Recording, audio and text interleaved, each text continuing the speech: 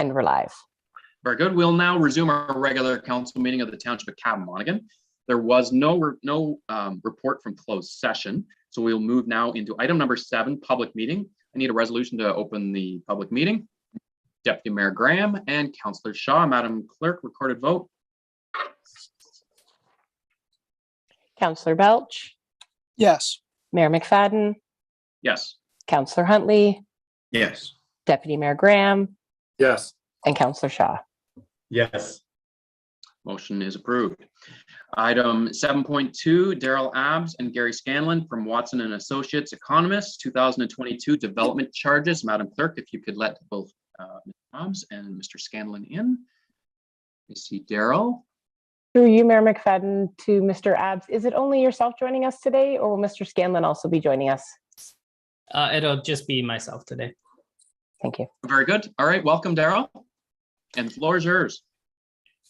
All right. Well, thank you, Mr. Mayor, and thank you to the rest of council. It's a pleasure to be in front of you again today. Today, we'll be talking about the findings from the development charge background study process that we've been undertaking with township staff. So next slide, please.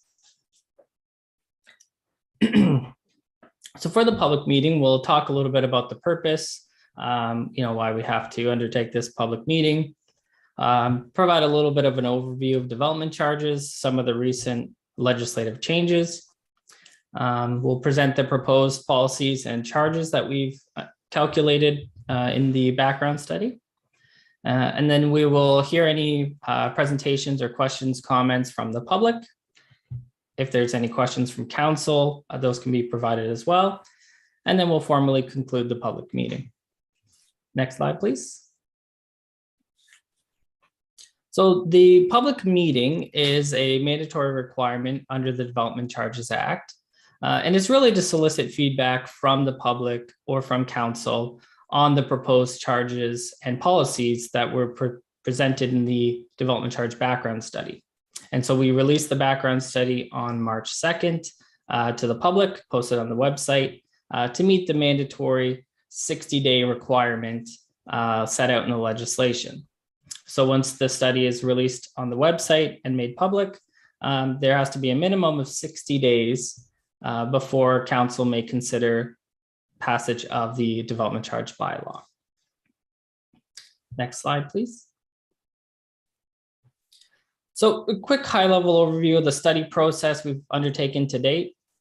We started off back in the summer of 2021 through January 2022. We met with township staff, prepared the growth forecast work, and developed the policies for the background study. We released the background study on the township's website on March 2nd.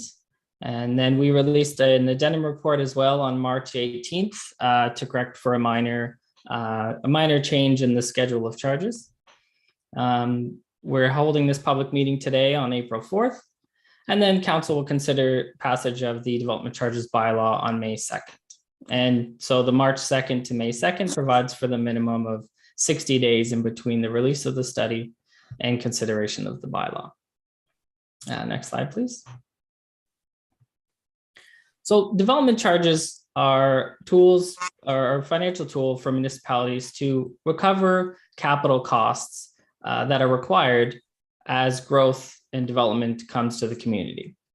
So typically when a development, let's say a subdivision is developed, a developer would build and pay for the internal roads and the internal water and wastewater pipes under the roads, sidewalks, etc., in their subdivision. And so development charges are to capture the costs of the broader infrastructure, which would connect the rest of the township infrastructure to that subdivision. Okay, and municipalities are empowered to impose these charges through the Development Charges Act. Next slide, please.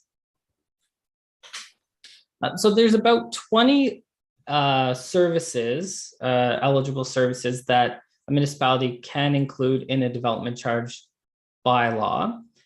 The ones highlighted in orange are the ones that we have considered as part of this background study.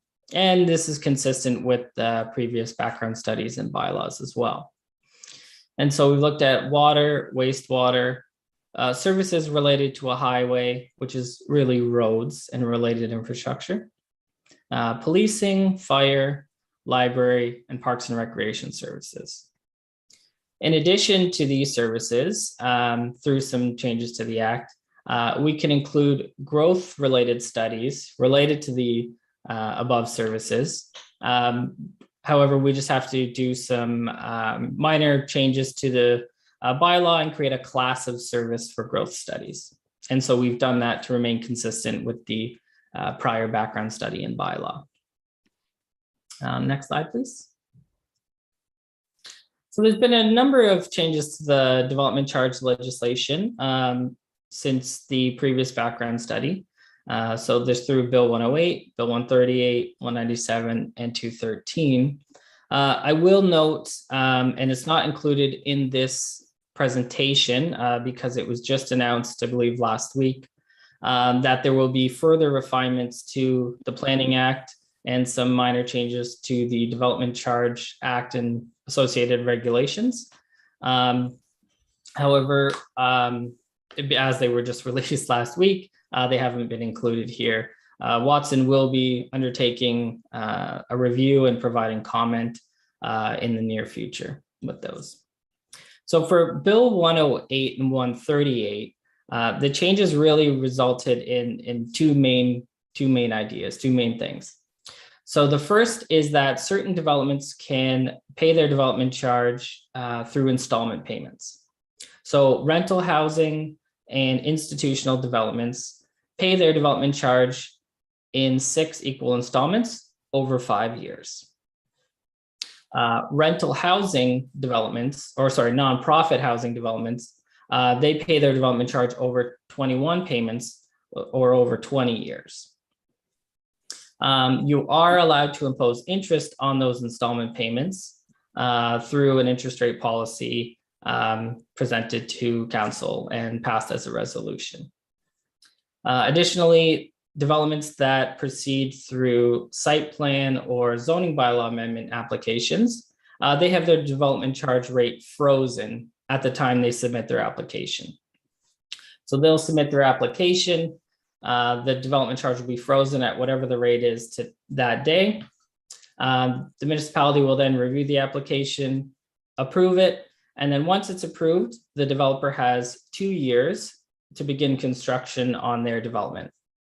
If they construct after the 2 years, whatever charge is in place as of that day is the charge that's imposed.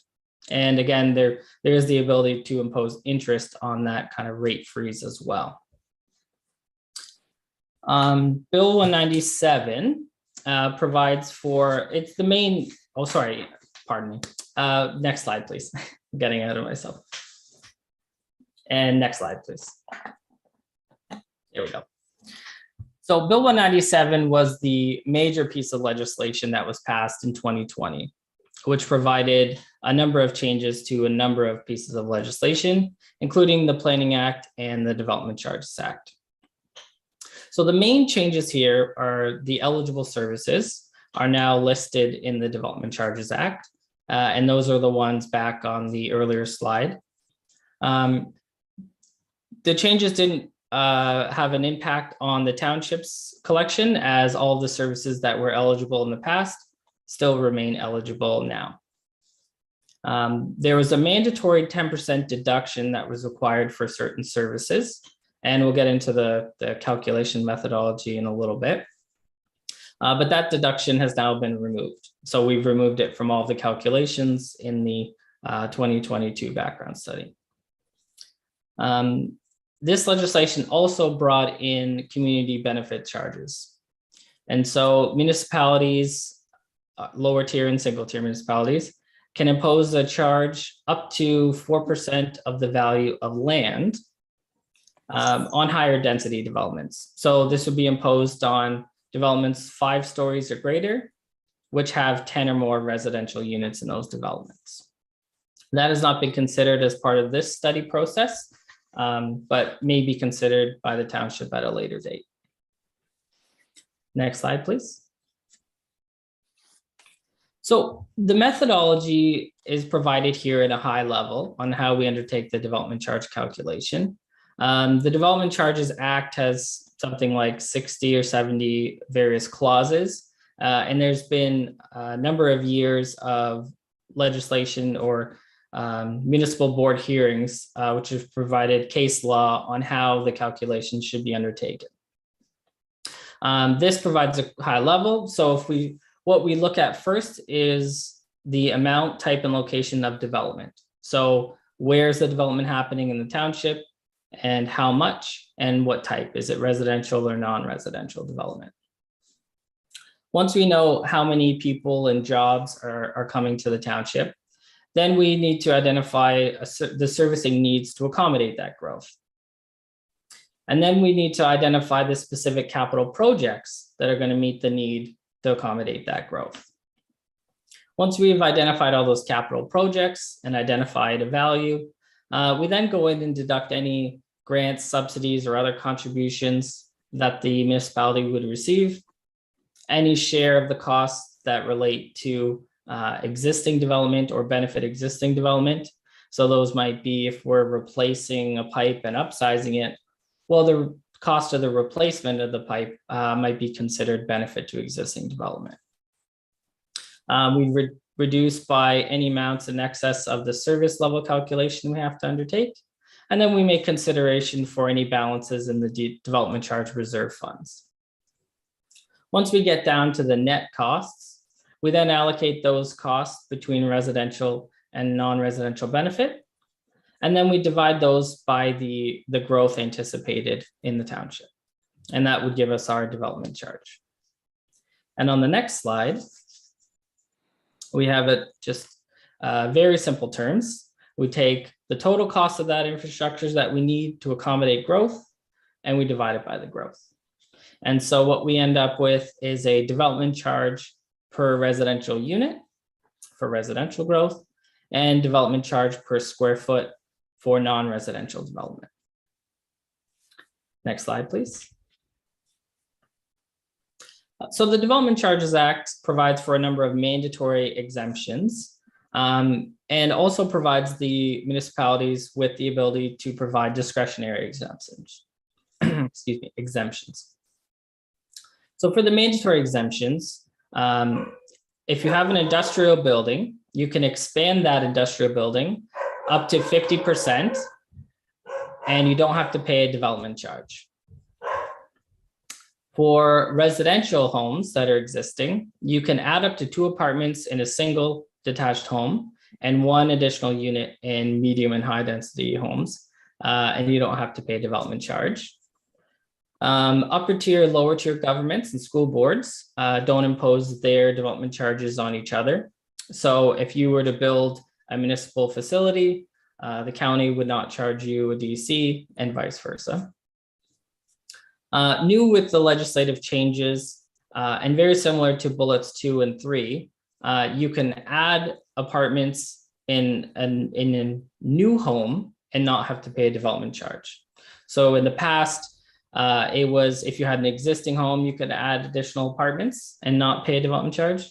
Now this is true in the case of a new home as well. And then there's also development of lands intended for use by university. There's an exemption for that as well. So councils have the authority and the ability in the development charges bylaw to reduce the development charge, either in whole or in part, by the different classes of development or types of development. So for example, currently you provide an exemption partially for industrial development. Or let's say you wanted to provide an exemption for places of worship. You can do that as well. You have the ability to phase in the charge as well. And you would provide redevelopment credits for developers that are replacing or redeveloping an existing site. So if I have a single detached home, I knock it down, I put up 3 townhouses, I get a credit for that existing single detached home that was knocked down. Next slide, please. So the current list of discretionary exemptions in the township's bylaw, cemeteries, hospitals, non-residential farm buildings, nonprofit organizations, and affordable housing. Next slide, please. So this diagram provides a simple overview of how the capital infrastructure is funded. So at the top, we have the bubble, which signifies the capital needs that are required. So as I mentioned, when I'm overviewing the methodology, we're going to identify the capital needs to service the growth. And so you can fund those capital needs with development charges. But if you don't fund them with development charges, the money would come from either rates, if it's water and wastewater infrastructure, taxes, or existing reserves. Okay. Next slide, please. So the growth forecast that we're looking at for the development charge study, we provided it in 10-year build-out forecast and an urban build-out forecast. So the net population increase for the 10 years anticipated to be just under 2,800 people, just under 1,500 residential units, and about 1.6 million square feet of non-residential floor space. For the build-out of the township, we're looking at about just under 3,300 people net population increase, just under 1,800 residential units, and the same 1.6 million square feet of non-residential space. And then for the urban area, now this is the Millbrook area that's serviced with water and wastewater, we're looking at a net population increase of 3,750 people, unit increase of about 1,650 units, and about 1 million square feet of non-residential floor space. Next slide, please. So as I mentioned previously, the services included in this background study and bylaw are the same as they've been in the past. So we're including for services related to a highway, fire, police, parks and recreation, library, water and wastewater. And additionally, we've created a class of service for growth studies. Next slide, please. So the current charges, and we'll start off with the single detached unit charges, that for the township wide, which is outside of the urban area, it'd be $13,500 for a single detached home. And from there, you can see it's about $9,000 for a townhouse, about $8,500 for 2-bedroom or higher apartment unit, and about $5,200 for 1-bedroom or bachelor apartments. For the total DC for a development in Millbrook, it would be just under $22,000 for a single detached, just under $15,000 for a townhouse, just under $14,000 for 2-bedroom apartment, and about $8,500 for 1-bedroom or bachelor apartment, and about $8,200 for a special care, special dwelling. For non-residential development, it's $2.98 in the rural area for non-industrial development, and industrial has been exempted as per the bylaw.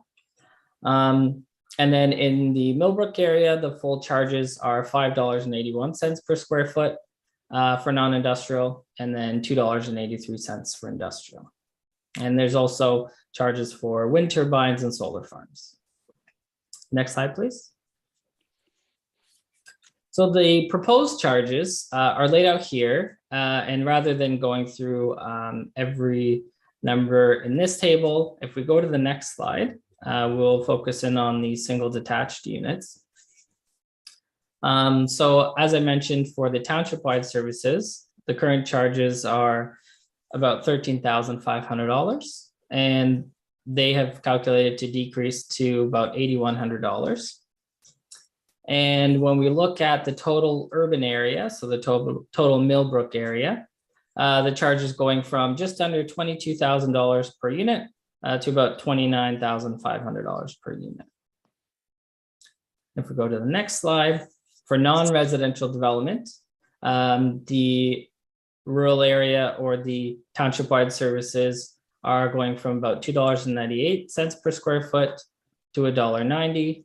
And the total for the Millbrook area is $5.81, going up to about $6.34. So about a 50-cent increase per square foot. Next slide, please. And so the last couple of slides here show a comparison in graph format of the current charges, the proposed charges, and how they compare to municipalities nearby. And so the red arrows denote the current rates and the light blue denote the calculated rates. So off to the right side, you can see the township-wide charges are going down for a single detached unit. So it's bringing it down to closer to the end of the spectrum here. And then for the Millbrook area, it's gone up, from that just above 30,000 in total, including the upper tier charges, up to just under 40,000, including the upper tier charges. And next slide, please. So for a commercial development on a per square foot basis, again, the charges for the township wide are going from are decreasing, and so from just under $5 per square foot in total, down to somewhere around $3.50 to $4 per square foot. And then the Millbrook area charges are going up just slightly, that 50-cent increase. Next slide, please. Now for industrial development, as noted, the calculated charges for the township-wide services, they've been discounted to $0 for the township-wide services for industrial.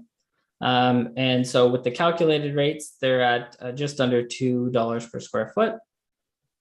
And for the Millbrook area, they would go from the urban area charges of about $2.50 up to just over $6 per square foot in total. And next slide, please.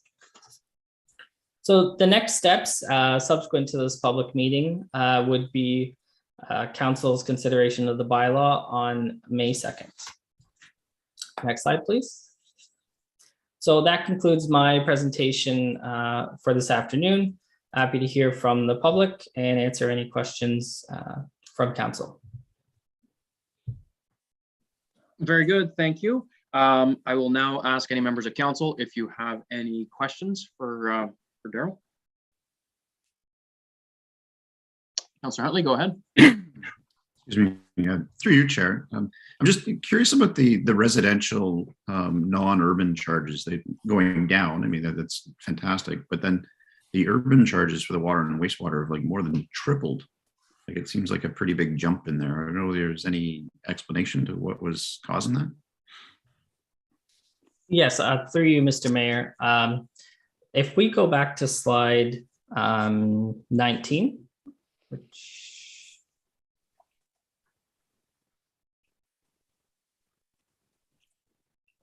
oh, my apologies. That's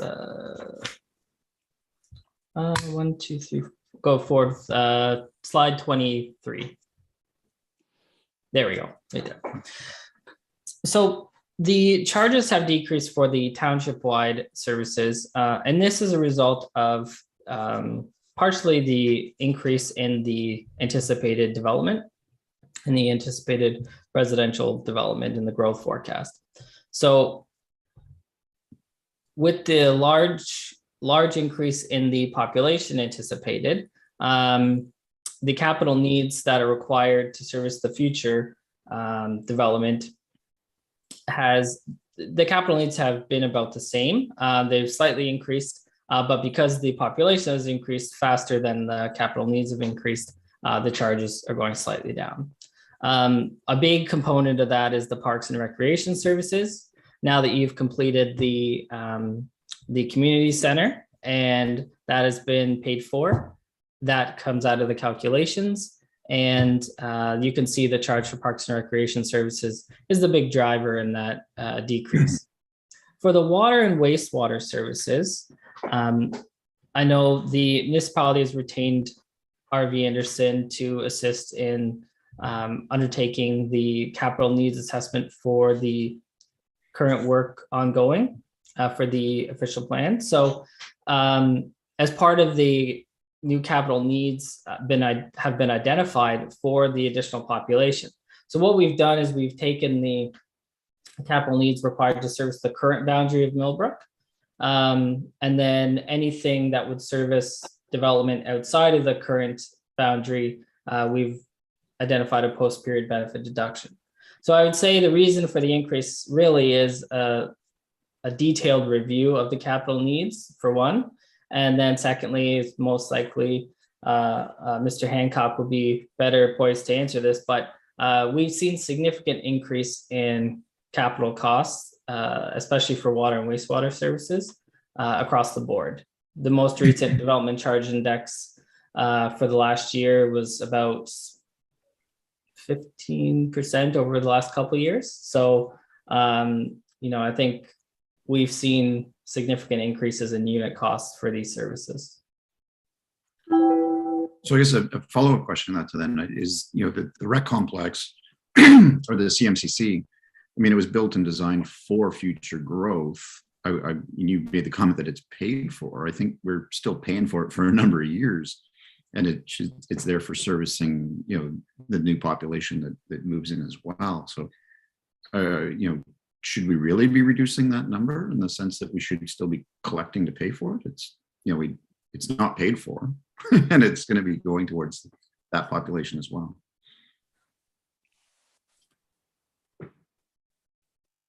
Through the chair, I think my understanding is that the growth-related share from the Development Charge Reserve Fund has been paid for, and if I'm mistaken, if Ms. Pope would like to address that, but my understanding was that the growth-related share from the Development Charges Reserve Fund has been paid for.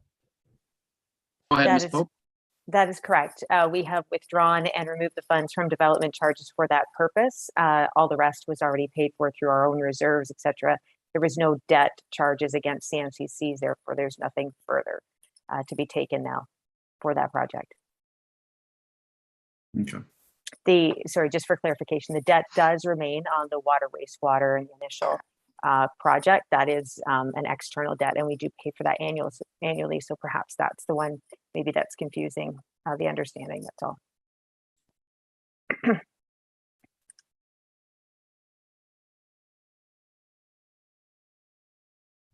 Councillor Huntley? That's it for me then. Okay, I guess maybe just to follow along on that particular theme. When we originally put these development charges in place, it was to pay for a component of the CMCC, which to my understanding and that explanation from Ms. Pope has already been addressed and covered. And so at this stage, we are debt-free on the CMCC. However, looking forward, what does the commitment need to be for future phases? This council has not made any commitment to future infrastructure over there. However, the long-term plan was to eventually do something. At what point would you address that through a DC, or would you just have to revisit this whole thing? But that could be a considerable capital cost, which would raise significantly the DCs again. And I don't know, that might be somewhat of the inquiry from Councillor Huntley, because we're not necessarily done over there. So to you, Mr. Mayor, I think the capital needs that were identified in the background study, if there are additional capital needs required to service the growth for the next 10 years, and I believe the net growth we're talking about is about just under 2,800 people. If there is additional capital needs over and above what was identified in the Chapter 5 of the background study, we'd be more than happy to revisit that with township staff to confirm that we have accurately identified the capital needs required. Very good. I think, yeah, we might want to have that conversation, and we can take that one certainly offline, but we may wish to look for items specific to parks and recognizing there may be some additional funds that are going into any renovations that are going on at the old Millbrook Arena, in addition to any future phases at the new arena, neither of which this council is committing to, but those would both be significant infrastructure items that should be covered off. And as we've seen, moving ahead with the project and looking to pay for it after the fact, that's not going to work either, because once it's paid off, you can't raise the funds for it. So no, fantastic point, well raised, Councillor Huntley. And I see Ms. Pope, you've got your hand up. Go ahead. Thank you very much. Just for clarification, and as we have our expert here with us, I just want to highlight under table 5-1 in development charges calculation. We do have provision, however, and I know that we hit certain maximums when we're going through the DCs, and even if we did have additional projects, we can't include more at some times. So I just want to go back to Mr. Abbs here for one moment. So we had in there projected between 2022 and 2031, gross capital estimated costs for about $750,000 for new parkland development. Subdivisions, we have CMCC parkland development of $700,000, and we have additional parkland amenities of over $1 million, and that's included in the existing DC calculations before you today. So perhaps back to Mr. Abbs, are we at maximum? If we were to open it up and take a look at it again, are we already at maximum, or would there actually be room in our ceiling to add more projects in above and beyond what we have in there today? Through you, Mr. Mayor, I believe there is room in the calculations, and pardon me while I just take a quick look. So there would be room in terms of reviewing the service level cap. However, what we did do through the process was identify, based on the anticipated development, how many acres of parkland we would think we would need, and we tried to estimate the cost to develop that parkland and provide some amenities for those new subdivisions and developments. And then we included the additional kind of the provision for additional amenities based on, we know that there's, as Mr. Mayor, you've mentioned, there are some additional needs. We're not exactly sure what those are yet. And so there is the option, once those capital needs are identified, to, update the study or pass an amendment to the bylaw to adjust the rates at that time. However, we did try to capture the unknown need of the additional parkland that's required, just keeping it at a higher level for now until those needs are further defined. Very good. Ms. Pope, I see your hand is still up. And your hand is down. Thank you. My apology. No, that's okay. Very good. So I guess the last part is just, and I'll turn it over to Ms. Pope, or sorry, Ms. Hurley, with regards to our current status for the Parks and Rec. And I think that will very well dovetail into this entire discussion for future quantification, but go ahead, Ms. Hurley. Through you, Mr. Chairman, we did discuss this quite lengthy, as Ms. Pope identified, and part of that is carrying out the new park study. And Mr. Abbs is correct. Like, once we are going to we're going to carry out the parks study, and then the information that comes back from after the park study, we'll be able to incorporate that in the future. But because we haven't done that yet, we're not sure what that outcome is going to be. We don't know what's going to take place permanently on the CMCC lands or the Millbrook Arena, for example, and we didn't want to speculate that. So we are aware of that, but it's something that we can certainly consider, and Mr. Abbs will know that we talked about that in length, about doing that after we do the study. So it's sort of the stepping, we're going towards that direction, but we don't know what that outcome will be at this time. So it is something we will certainly consider and add down the road. Very good. Excellent. Sounds like a plan. Any other questions from members of council before we turn it over for members of the public? Okay, seeing none, I will go to the participant list in the attendee list to see if there's any hands. If you wish to speak specifically to this topic, just simply raise your hand and our clerk can let you in to ask your question.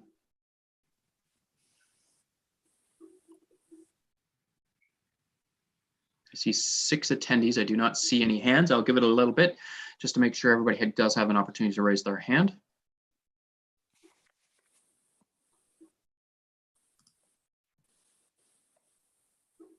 Okay, seeing none, then at this point, we'll just have a resolution to public comment is not over. This is the beginning of the stage. So at this point, I will ask for a resolution then to close the public meeting. We got Councillor Shaw and Deputy Mayor Graham. Madam Clerk, recorded vote. Councillor Huntley. Yes. Deputy Mayor Graham. Apologies, yes. Councillor Shaw. Yes. Councillor Belch. Yes. And Mayor McFadden. Yes, motion is approved. Thank you, Mr. Abs. Our next, is everybody okay? Anybody need a break? Yeah. We're good? Okay. We did just jump from closed session right into essentially open session, so I can understand if anybody needs a break. Our next item then is item 8.1, Jean Cartier, Paradigm Transportation Solutions, and Peter Nielsen, the County of Peterborough, with regards to off-road vehicle use on county roads. Draft for discussion. I see Jean has entered. We're waiting for Peter. Very good, Peter is here. Welcome, Jean. Welcome, Peter. The floor is yours. Take it away. Thank you very much, Mayor McFadden and members of council, for the opportunity to speak today.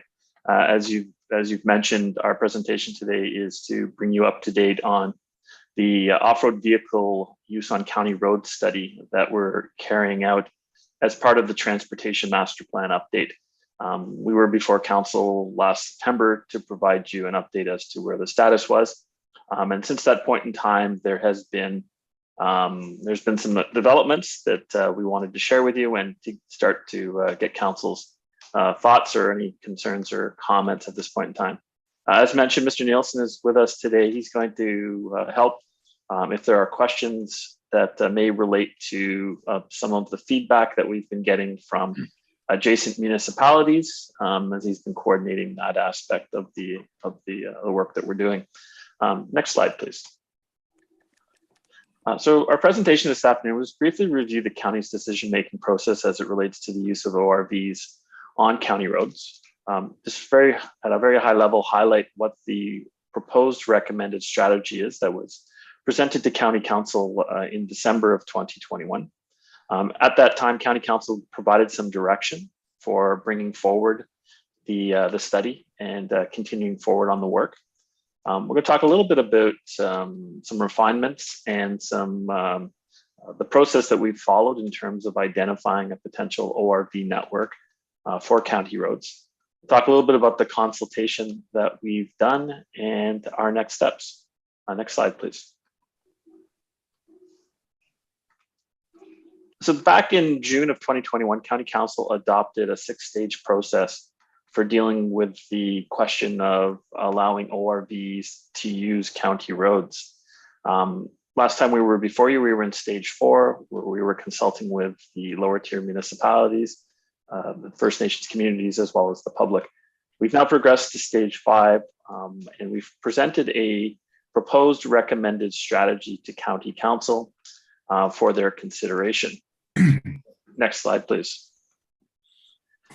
So that strategy contemplated, we looked at 3 different approaches, as we mentioned, I think our last time that we were before you, of potentially allowing county roads for ORV use, all of them. We looked at an option of prohibiting ORV use on all county roads.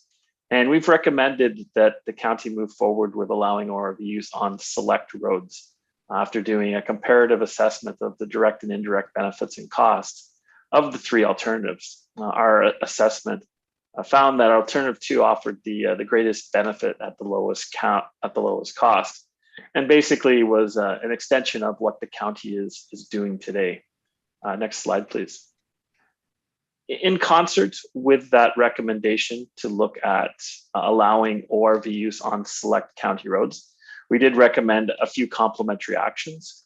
The first being that the county update its off-road vehicle bylaw to accommodate changes in legislation that have occurred over the past couple of years. The county's bylaw dates back a few years at this time to 2015, so it is a few years old.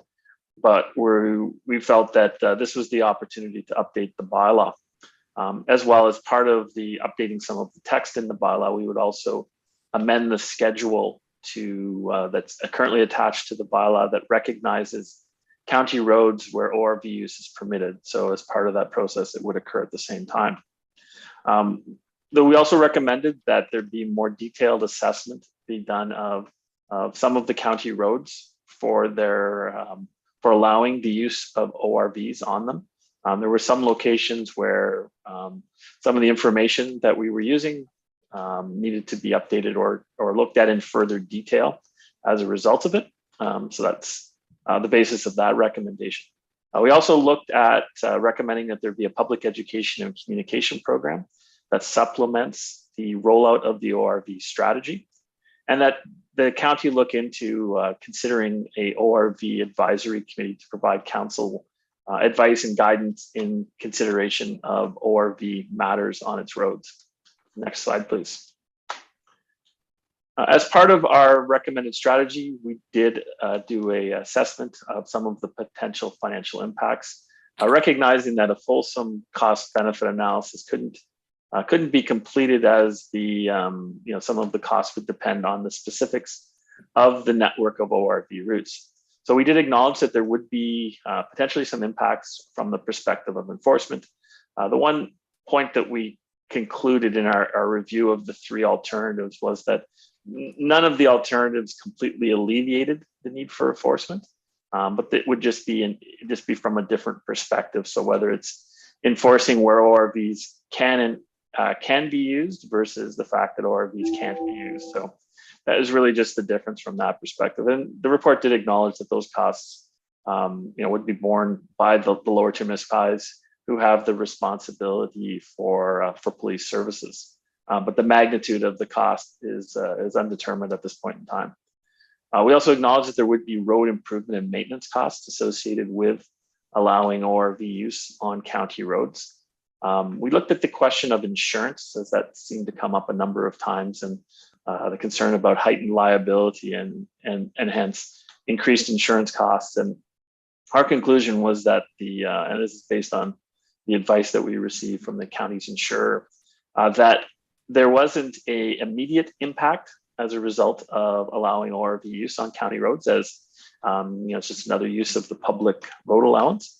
So there isn't a specific additional cost that needs to be accommodated as part of allowing them. However, there is the potential, whether county allows it or not, that there could be some incident involving an ORV that as typically is the case with joint and several liability for municipalities, that someone that is aggrieved or could be injured may wish to seek restitution from the county. We also identified those complementary actions and that there would be a cost associated with those to implement those, and did mention that there could be some potential impacts on county staff resources as a result. So next slide, please. So when we presented the report to County Council on December the 15th, there was a resolution that was passed, which sort of gave rise to some further work that we're now bringing forward to seek County Council's direction on. So of this resolution, sort of 3 points to it. The first is that the County Council has in principle endorsed Alternative 2, subject to obviously some further consultation that is going on with the townships about ORV use, as well as that the County Council is expecting to deal with this matter later this spring. Next slide, please. So the idea of Alternative 2 and defining an off-road vehicle network really is what we've sort of approached it in a couple of steps. Basically recognizing that the county would consider allowing ORVs on any of its roads under the right circumstances with alternative 2. And that by defining what those circumstances are, you could determine the road segments that would be unsuitable for ORV use and then exclude those from further consideration. And then once we can screen out those particular roadways, it then becomes a question of just determining the network of routes that best serves the interest of the county and the lower tier municipality. So if there are specific locations where ORV use wouldn't be appropriate, take those out of the equation and then look at what ones make the most sense to create a network. Next slide, please. So the process that we followed to come up with the proposed off-road vehicle network was 3 steps. Firstly, we conducted a quantitative road segment assessment, and we presented the results of this, I think the last time that we were before Township Council, to give you an idea of the results from looking purely at from a data perspective. So we look at GIS data and traffic data, and we identify county road segments that are suitable for ORV use. And then we take that network of, based on the scores, we then do a bit of a qualitative assessment based on GIS data and aerial imagery to figure out what the network would look like, what sort of makes sense to connect different centers together, different destinations, points of interest together. And then look at sort of from the big picture just to make sure it all makes sense in step 3. Next slide, please.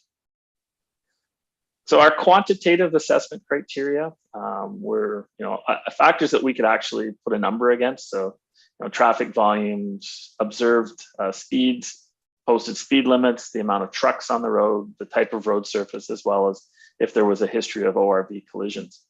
And any road that met the minimum score of 50% based on these criteria was carried forward for the qualitative assessment process. Next slide, please. So based on that assessment, we identified a few roads in Cavan Monaghan that met that 50% threshold. For the most part, most of the roads actually, and most of the county roads met that. There were a few that are shown in red that didn't meet the 50% threshold, and those weren't carried forward for further consideration. There is a small section of County Road 10, which we'll talk about sort of as we go forward, that made some sense to revisit, and we'll talk a little bit about that, as I said, in just a second. Next slide, please. So our qualitative assessment factors, you can see there was a long list of them. We looked at things like, does it create a connected ORV network? Did it connect to trails and natural features, connections to population centers, avoiding noise sensitive land uses? Does it violate drivers' expectations, avoid sidewalks, multi-use paths, and does it present suitable road shoulders? So those were the factors that we looked at, and the description is provided in the right on the table. Next slide, please.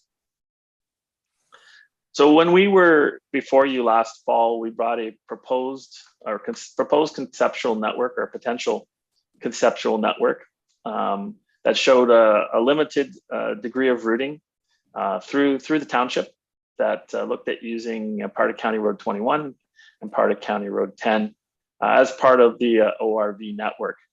There were some questions though about, what does it connect to?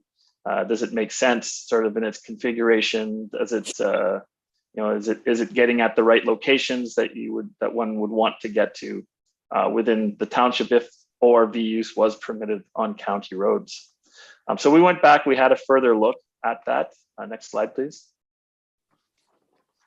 And, we looked at doing some refinements to the network, which we talked further with the lower tier municipalities. So we've met, ourselves, county staff have met with representatives from each of the lower tier municipalities to discuss the recommended strategy and the potential network refinements. All the other townships that we spoke to expressed support for alternative 2. There was, in most cases, some minor refinements or additions to address concerns that they had about route continuity and coverage. We've also reached out to the adjacent municipalities to the county. So looked at spoke to the city of Kawartha Lakes. They're doing a 2-year pilot of some select ORV routes. And that pilot terminates at Hayes Line at the Cavan-Monaghan boundary. We also have reached out to Northumberland County and the municipality of Port Hope. We've had a couple of conversations with both municipalities. We still haven't finalized their specific points of view because they are still reviewing the material. But as I said, we've had a few conversations with them to share information and to get their feedback. Next slide, please. So we've looked at some potential refinements to the conceptual network plan within the township. What we've looked at is a couple of locations where it could make some sense given the location of services for ORVs to use particular locations, as well as to gain access to the Ganaraska Forest, where some use is permitted. We've proposed a couple of minor refinements, as you can see, with a small extension into Millbrook that would allow some access to local services, as well as a small extension that would, as I said, permit access to the Ganaraska Forest. Next slide, please. So our next steps at this point in time is we're still awaiting the responses from the lower two municipalities. I think we have 4 or 5 so far that we've received from the other townships. There are a few comments that we'll need to address as a result of the responses, but generally the information that we'd already had a sense was coming. And eventually we anticipate presenting the recommended strategy to both the Transportation Master Plan Steering Committee and the County Council for approval. It's important to note, and I haven't mentioned this to date, but I think it's important for Council's consideration, and we've made this point clear sort of as we've gone through. Part of the rationale for proceeding in this way in terms of consulting with the various townships along the way and having the conversations that we have is that there may be locations where certain municipalities may feel that they're at a point where ORV use is not something or is appropriate necessarily for their particular community, and that could be factored in terms of the network that goes forward.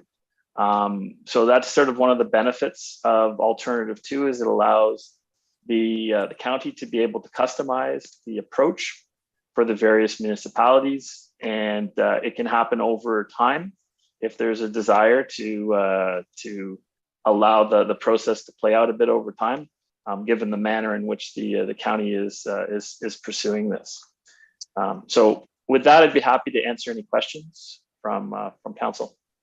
Very good. Thank you very much. Jean, questions or comments from members of council?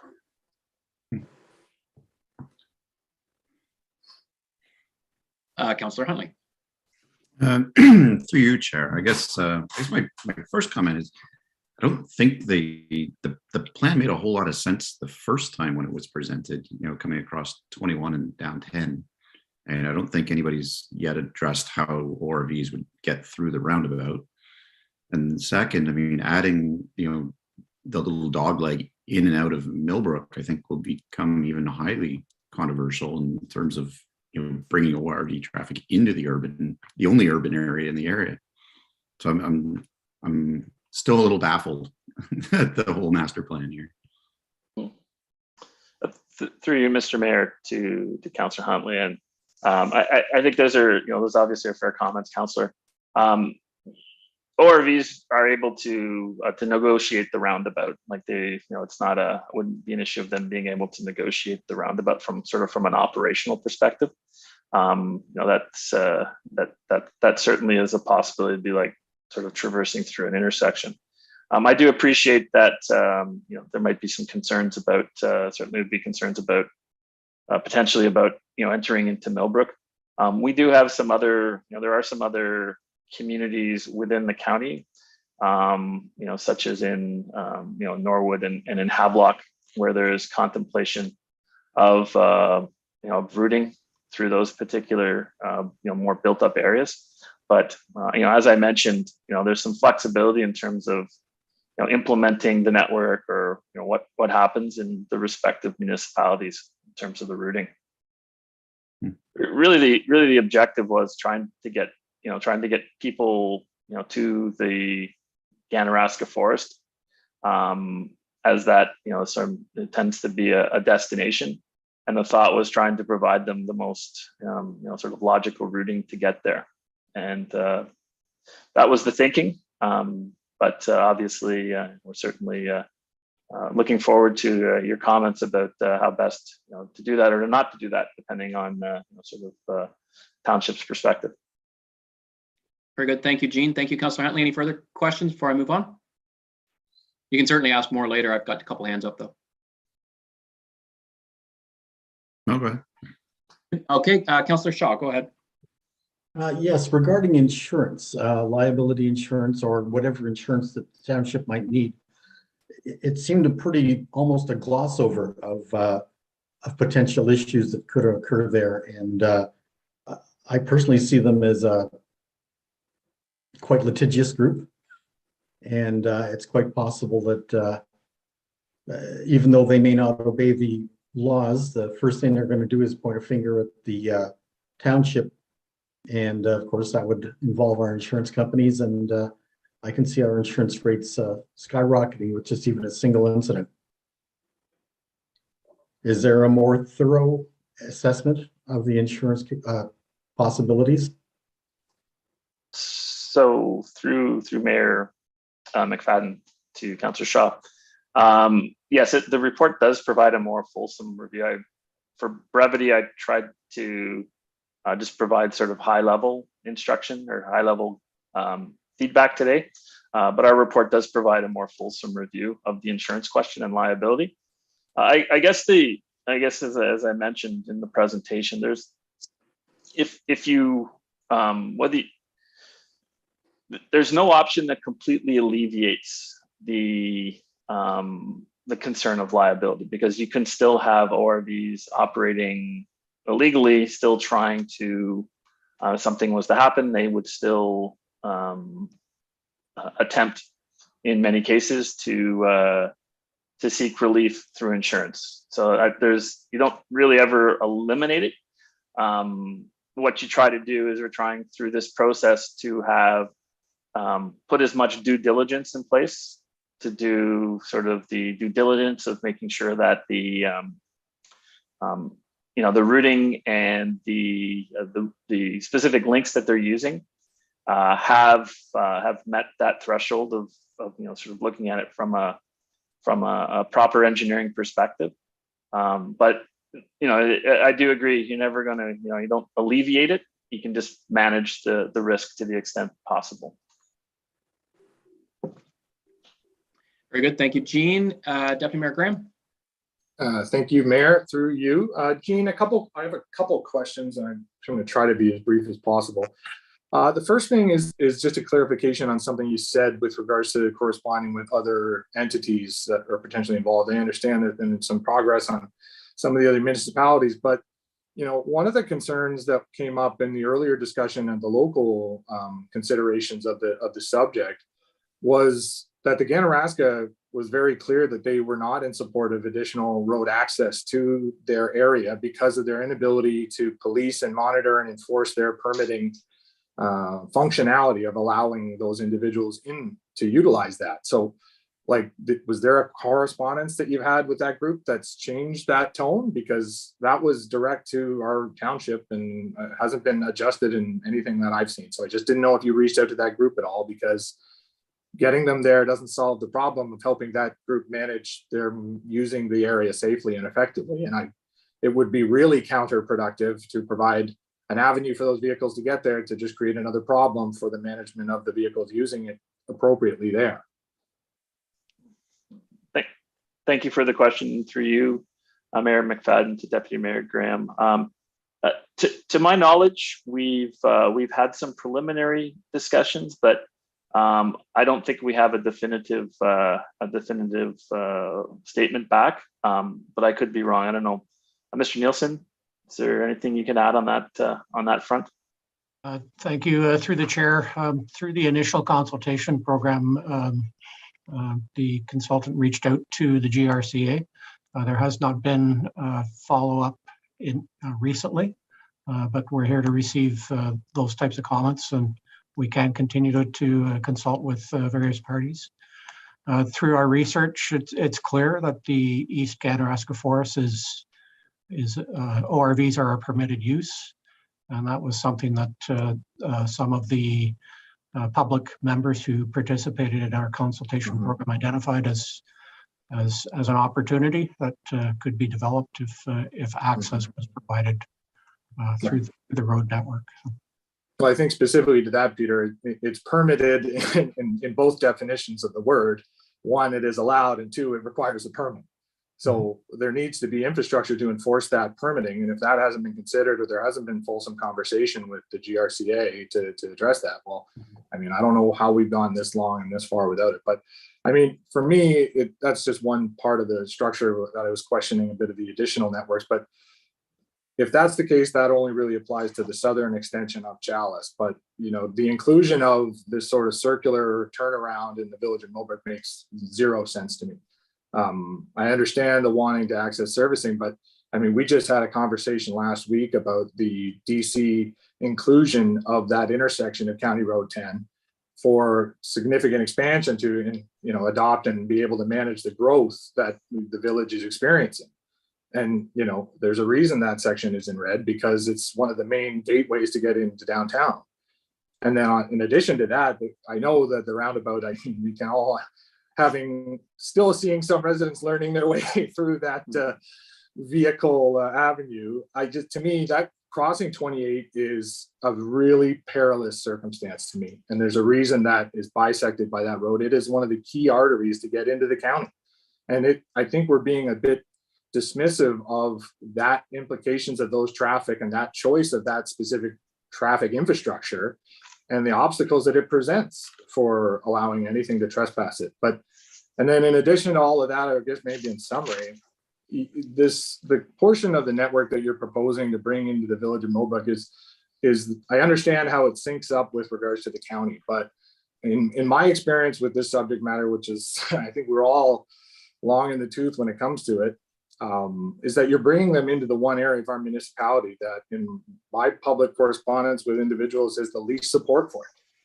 So we talked about that with the inability to enforce turning hard left or hard south to go down to County Road 10 before, and there wasn't a solution for that, but allowing them to go further in and turn around into an area where there hasn't been that much support in my experience makes even less sense to me. So in that regard, I can't support the extension or the inclusion of this roadway and network in the proposed plan. But so I guess I'll look to you then for a little clarification, because I'm not necessarily saying that if I can't support the network that you're proposing in our village, that doesn't necessarily inherently mean that it's not in support of option 2 in other municipalities in the county.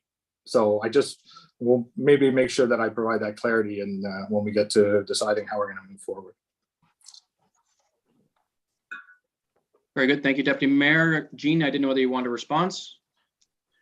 No, that's Okay. I guess, yeah, that's we can respond if there's, you know, you want to discuss further sort of about the network, but you know, points are well taken. Very good. Councillor Shaw. Yes, just one additional question for you, Mayor. For the permit process for these all-terrain vehicles, off-road vehicles, are they specific to Northumberland County Forest, or is it trail wide, much like snowmobile permitry? Through the chair, it's our understanding that the permit process would be administered by the GRCA. However, there are trail passes available for other trails for ORV users across Ontario.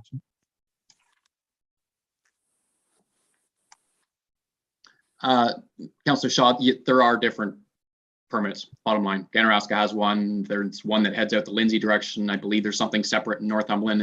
It is different than the snowmobiles, where you can buy a pass and get virtually anywhere in the province. The ORVs seem to have their own pockets for permits in different areas. That's my experience. Any other questions, comments from members of council? Okay, I think although Councillor Shaw might be relatively new to this conversation, the rest of council has had a full term of discussions on this topic. I would like to bring this one to a conclusion because quite frankly, I think we've had this one before our council long enough. So I think we need to decide one way or the other where we're going as opposed to continuing this conversation. The conversation relative to the county network is a further discussion down the road for the county to have, which will Deputy Mayor Graham and myself will certainly have that. But with regards to the Township of Catamonigan and our involvement, we're playing a little chicken and egg here because we've got a county network being proposed before us, but it's also dependent upon some township roads. And so if the township's looking at the county and the county's looking at the town, we're not going anywhere quickly. And so for all intents and purposes, I think we have all of our information. At the end of the day, Ganaraska Forest, if they don't want ORVs, then stop handing out permits. It's not our problem. If they can't enforce it, then increase the price of the permits. Like, I'm not going there. If they've got an issue, that's their issue, not our issue. City Court of the Lakes has got a pilot in process and they're sending them to the Ganaraska. So that's a Ganaraska issue. That's not a Township of Catamonigan issue. We don't have an answer from Northumberland. So sending it down County Road to there without Chalice Line is just a dead end. That's not going anywhere. So we can't proceed because again, it's chicken and egg. Port Hope, we don't have an answer for. Hope Township, which is kitty corner to the south end, it's opened up all their municipal roads, but they can't use county roads. And City Court of the Lake, they've got a trial going on. So it's a mishmash of everything everywhere. I think we need to take a step back and look at what is it we're trying to accomplish, and does the proposal or some proposal meet what we're trying to accomplish?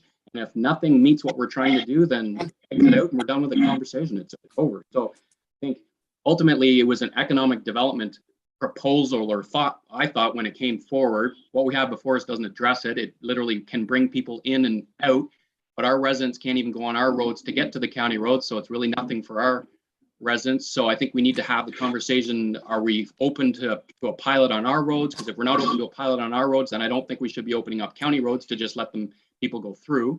So I think unless the majority of council wants to continue this discussion, I'd prefer just to throw out a motion, have a discussion. And my motion would be to bring forward a pilot project on municipal roads, working with the county on the roads that have been approved, and we'd have staff bring back a report of how we would launch those pilots. There's lots of examples how we would do it. We can call that for vote, and then from there we'll see how that goes and bring forward another. But quite frankly, unless members of council wish to continue this conversation, I prefer just to address it today. Yeah. Good. Okay. So I don't have a motion written down, but essentially I would ask that I move a motion that staff bring back a report on how we would run a 1-year trial on municipal roads, working in conjunction with the county on their network that would be supportive of our roads. And my suggestion would be to run that for a 1-year pilot. That would be my motion. Seconder from Councillor Shaw. Discussion? I would expect. Go ahead, Deputy Mayor Graham. I was happy to go the other direction with the motion because that's, to me, that the context is not what we talked about. There's nothing talking about a local trial. There's never been any discussion about that. Really, at this point in the game, to me, that seems like a completely not what we're actually talking about and discussing here. Like, to me, we're talking about this network with regards to the county, and if we're open to that inclusion into our community. I'm obviously clearly explained that position that I am not. And there's been absolutely no discussion about some sort of opening up trial period and other elements of the community. And that to me is outrageous, but that's my position. So I won't be supporting the motion. Very good, Deputy Mayor. Councillor Huntley, I saw your hand. I just saw your smile. Okay, go ahead. I'm happy to make a comment though, Mayor. I didn't see the point of this network being in place. I don't see it being of any benefit to anybody. And so I'm with Deputy Mayor. I can't support that. I can't support a trial on roads that I don't think make any sense. Very good. Any other councillors? None? Madam Clerk, are you good? I'm sorry, I don't have it written. Did you capture it? I did. Do you want me to recap it and then call? Yes, Okay, that staff bring back a report outlining a one-year pilot project working in conjunction with the County of Peterborough in the supported or in supportive of the township roads for an ORV network. Very good. Okay, Madam Clerk, recorded vote. Quick Councillor question there. Oh, sorry. Go ahead, Councillor Belch. Through you, your suggestion, are you suggesting that we go with what Paradigm and Stantec have suggested as to uses, or can staff come back with something different?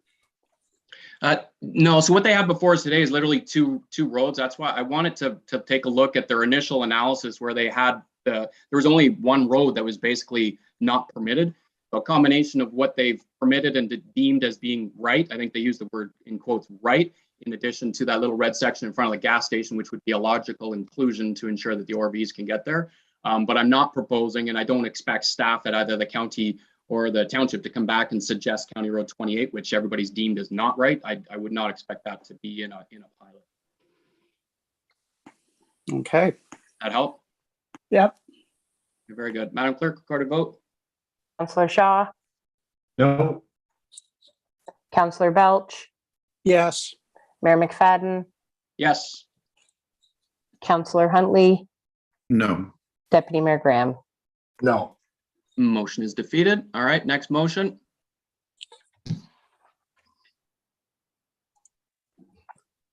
Deputy Mayor Graham.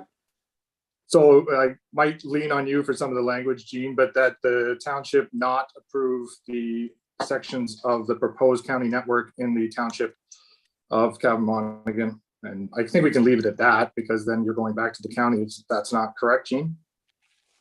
Through you, Mr. Mayor, to Deputy Mayor, I think that would accomplish it. Okay. In terms of basically, I think you'd be putting an end to any, to consideration of those specific roads as use for ORV. Yeah. Unless you wanted to be more Nope. explicit in saying. Nope. Okay. That's fine. That's what's before us. That's what the motion is. Cindy, is that good for you? Yes, it is, Deputy Mayor Graham. Okay, I'll make that motion. Seconder, Councillor Huntley. My only comment is I really don't want this coming back, so I would much prefer the motion that says Township of Cavan-Monaghan is not open to any county roads being permitted with ORV use. Because all this is saying is that we're not open to those ones, and I really don't want this topic coming back. So I won't support it as it's written. I want no roads on the motion because Okay. I'm not dealing with it again. Yeah, no county roads then, right? Correct? Yes. Yeah, I can make, I'm happy with that amendment. Okay, so the motion, Madam Clerk, is that the direction from council in this motion would be that we are not supportive of any county roads being opened up. Yeah, okay. That's good with the seconder, Councillor Huntley? It is. Okay, very good. Any other questions, comments from members of council? No? Okay, Madam Clerk, recorded vote. Mayor McFadden, No. Councillor Huntley, Yes. Deputy Mayor Graham, Yes. Councillor Shaw, Yes. Councillor Belch. No. Motion is approved. Jean, thank you very much for all your time and efforts on this topic. You now have clear direction from the county or from the township of Cavan-Monaghan on the county roads in the township. Great, thank you very much. Very good. And thank you very much, Peter, for all your time vested in this as well. All right, moving along. Anybody need a break? I could use one. Okay. All right. We'll take a quick 5-minute recess then and we'll reconvene.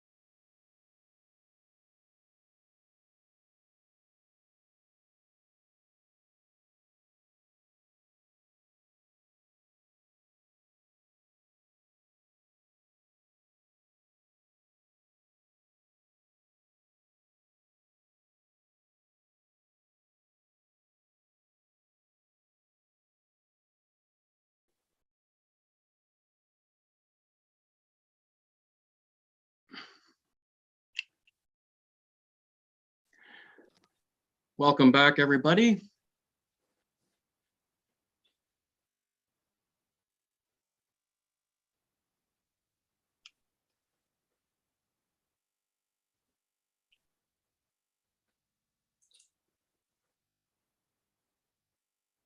Just have one remaining. We'll wait for Councillor Shaw, and then we'll get back underway. I see our clerk is present.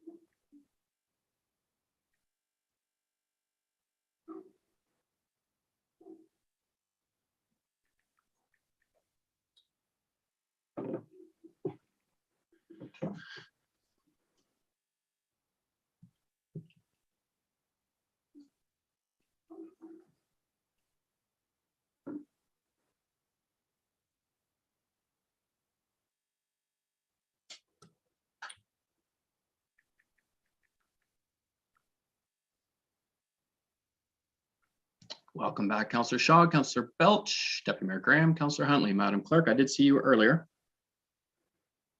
There you are. Excellent. All right, we'll now resume our meeting. Next item is Delegation 9.1, Jim Bowlby and Jim Slavin from Trout Unlimited Millbrook with fisheries data overview. If you could let me in.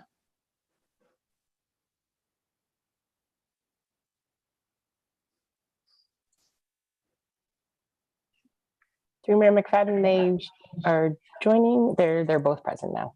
They're both present. Very good. Excellent. So just a reminder, you have quite a bit of information. You do have 10 minutes for your delegation, and we can follow that up with 5-minute questions. And either of you can start, either Jim or Jim. Take it away.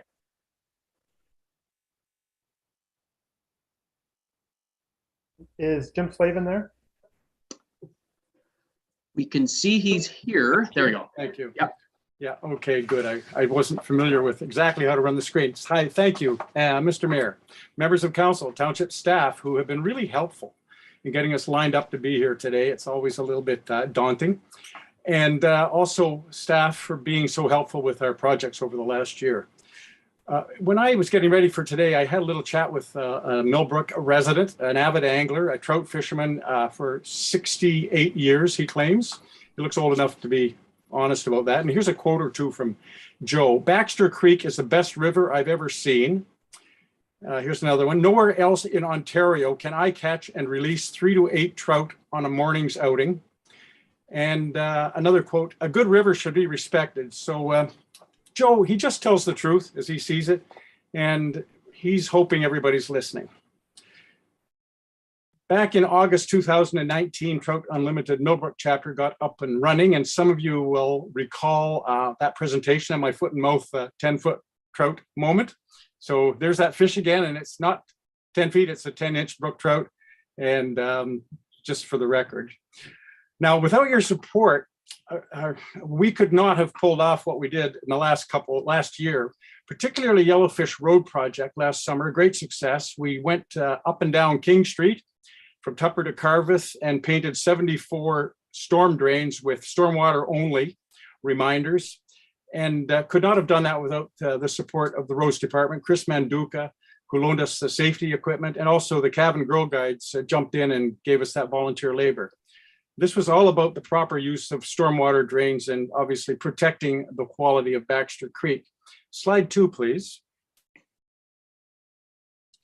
Back in 2019, we claimed and told you that we're heading for, quote, 2020 and beyond. And our other quote and claim was to build our reputation as a resource for landowners looking for information and help. So our presentation today recognizes your council as the leader among township landowners. I don't know if that's exactly true, but I know you're up there. And as we build our reputation as a volunteer organization dedicated to protecting water quality and habitat, we also have your reputation in mind as the decision makers empowered to protect that same habitat in these local streams. So today, to support your decisions, we're going to present information that we gathered on temperature and fish data from the 3 creeks that are in this slide. Notice Baxter Creek, Little Creek, which has 2 branches. There's the main Little Creek that runs through town, and then there's the north branch that runs up past my place. And they shape the entire Millbrook mini watershed. We'll wind up with some ideas about working together to maintain our reputation in Millbrook as one of the very few remaining Southern Ontario towns where there are healthy trout streams thriving at the same time with human habitation. Normally, one cancels out the other. So I'll now introduce our specialist, our retired fisheries biologist with a huge background in researching stream ecology, Jim Bowlby, a man with a lot of experience mucking about in creeks. Over to you, Jim. Next slide, please. Thanks for this opportunity to report our findings. Groundwater and temperature, the most critical habitat requirements for trout. So the best trout streams have lots of groundwater. It keeps the streams cold, and it's important for egg survival. Groundwater, it's essential for brook trout spawning, and brown trout benefit as well. Next slide, please. So aggregate resources, shown in gray on this map, are one of the best indicators of groundwater and trout streams. So the Oak Ridges Moraine north and west of Millbrook are the key to trout populations in the Millbrook creeks. Next slide, please.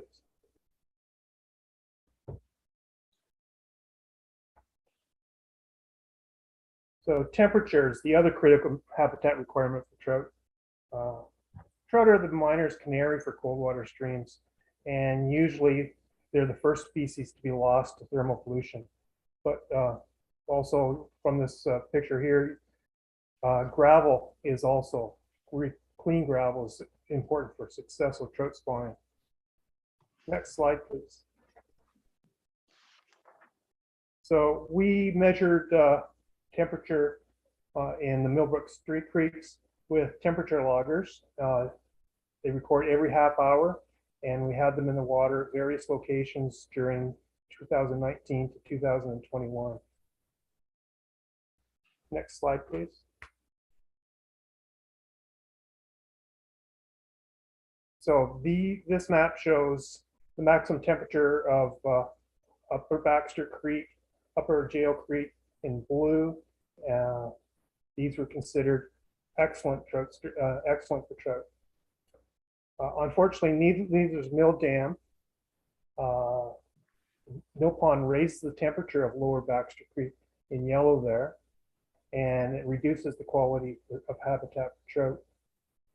Lower Jail Creek in red was too warm for trout in 2020. A stormwater pond beside Brookside Street was responsible for a 4-degree increase in Jail Creek through groundwater, and stormwater caused further increases in the temperature. Next slide, please. So this is the average daily thermograph for Baxter Creek at Zion Line in July 2019, the warmest month. It shows the changes in temperature through the day and night, coldest in the early morning and warmest in the afternoon. And black line indicates the average temperature, and the gray, the edges of the gray indicate the maximum and the minimums. So important thing is for this is an excellent trout stream, and it's a typical of an unimpacted stream. Next slide, please. This is Little Creek at the arena in July 2020. It also has maximum temperatures that are excellent for trout. However, see the humps there indicated with the yellow arrows? Those are stormwater signatures. And these result when you get stormwater runoff from thunderstorms on hot days. Next slide, please. So this is Jail Creek beside the wastewater treatment plant in July 2020. You can see sharp spikes caused by stormwater, as indicated by the yellow arrows. And the worst storm caused the temperature to hit 25.7 degrees, and this would likely have killed trout if they couldn't find some refuge in pockets of groundwater. So stormwater caused the lower part of Jail Creek to be classified as poor trout stream. Next slide, please. So we did electrofishing surveys in 2020 and 2021. And Thuming College also did some electrofishing downstream of Needler's Mill in the fall of 2019. So electrofishing is non-lethal. Fish are returned alive, and fish are attracted to the negative electrode where we net them out. Next slide, please. So this is our catch table. Cold water species, brown trout, brook trout, and slimy sculpins were dominating the catch in all streams. Interestingly, brown trout in Little Creek and Jail Creek were small. We caught no adults there, so these are nursery streams. Brook trout were abundant only above Needler's Mill, which divides the stream into brook trout stream above and brown trout zone below. Next slide, please. So this map shows the abundance of trout in Millbrook Creeks. We use trout biomass, the weight of trout per meter square, as a standard measure of abundance. On the left, you see super, excellent, very good, and good. These are categories of trout biomass from greatest to least, and I'm going to talk about them in that order. So the lower reach of Little Creek in purple had super high trout biomass, probably above carrying capacity. It may have been elevated in August 2021 due to high temperatures in Baxter Creek. So the fish from Baxter Creek may have moved up into Little Creek. Upper Baxter Creek, North Little Creek, and Mid Jail Creek in blue had excellent trout biomass, consistent with excellent temperatures and excellent habitat.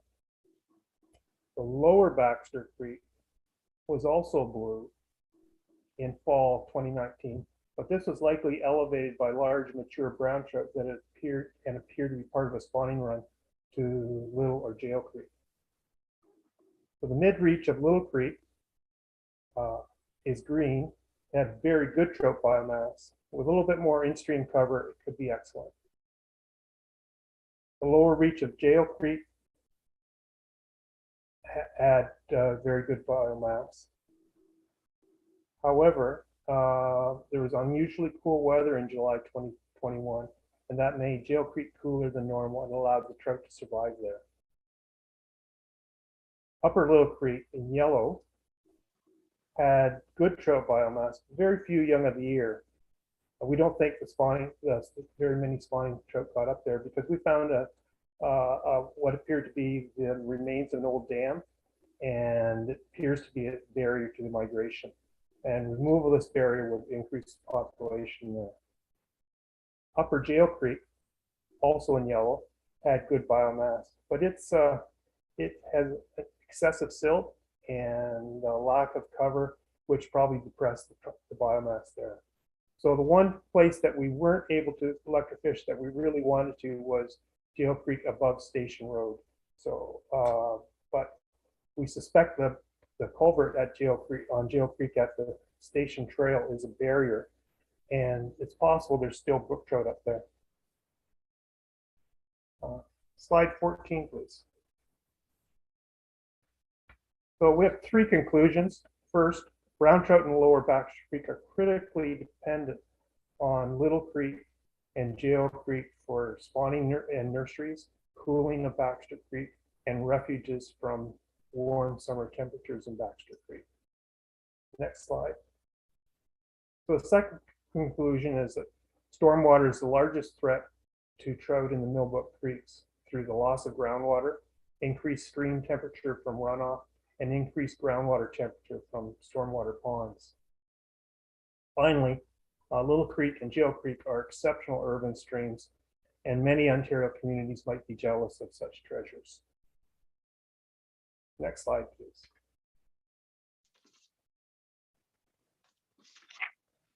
So thank you, council and staff, for permission to electrofish the sites on Jail Creek, all of which were on township property, and for listening to our results. In closing, Millbrook chapter of Trout Unlimited has great plans for 2022. Barrier removal, tree giveaway, more electrofishing. There, on April 30th, there's an annual children's fishing derby.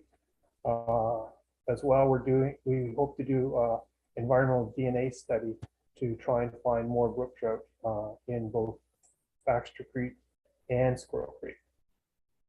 So this concludes my presentation, and we would welcome questions. Very good. Thank you very much. Very informative. Do we have questions from members of council? Deputy Mayor Graham. Thank you. Through you, Mayor. Just a question. First of all, thanks for all the great work and the very thorough report and presentation. Lots of information in there, and mostly in the good news category as well, which is always welcome. My only concern was maybe just clarifying a bit more about barrier removal, because especially with the picture you chose, it seems like a piece of infrastructure that might be under the jurisdiction of the municipality or maybe even private property landholders. I just wanted to make sure that there was a bit more of a fulsome sort of understanding of what removal or what remediation you're planning on adjusting with, and ensuring that obviously there's going to be liaising with staff on an ongoing basis to make sure that we're aware of what infrastructure is being done to what and the implications therein. There's two aspects to barrier removal, and it's a picture there in the middle of the screen. First thing is just getting in there and pulling those branches out, because I suspect a lot of fish would be able to pass through that with removal of those branches, and one or two guys in a matter of a few minutes could remove that. We just have to talk to the landowner and get permission. We have permission to electrofish that property, and we don't anticipate any difficulty. With respect to removing the culvert, which we think should be the longer term option, we have to talk to the landowner, and we'll talk to the Conservation Authority as well about that. Excellent. Thank you. I just want to clarify, because removal sounds like such an ultimate word, but I guess if you're removing brush and stuff like that from the openings, and maybe making a plan for other things, as long as the municipality is kept in the loop and you're doing all of that property things, just keep up the great work. Thank you. Very good. Other questions? Councillor Huntley. Through you, Chair, to the gyms, I guess. It's fantastic work, gentlemen. Like your report is so thorough. It's obviously a lot of time and passion has gone into these things. It's fantastic. I guess my main question is, with all this great information, do you see ways that, as a municipality, we can incorporate that into things and policies and procedures and things we're looking at in the future? And like how can we make use of all your fantastic information is kind of where I'm coming to. I guess one area, is the stormwater management ponds seem to be, actually, negatively affecting things as much as what they're designed to do. So I guess, is there suggestions or recommendations around, how we approach stormwater management ponds in the future, or even to readdress the ones we have today? Like, I'm love to hear what you guys think. The existing ponds, that's a surprise. I've encountered the same sort of situation in Guelph. There's a nice little trout stream that's within the city of Guelph, And we've had some issues with the stormwater management on there. And we've just discovered these sorts of things in both Millbrook and Guelph. And we have far more data on what's going on in the Guelph, and I'm in the middle of writing a report. And once we've got that that done, then it'll be a lot easier to address that with both the city and the province in terms of, I think it's going to have to go up to quite a bit higher levels to see policy changes.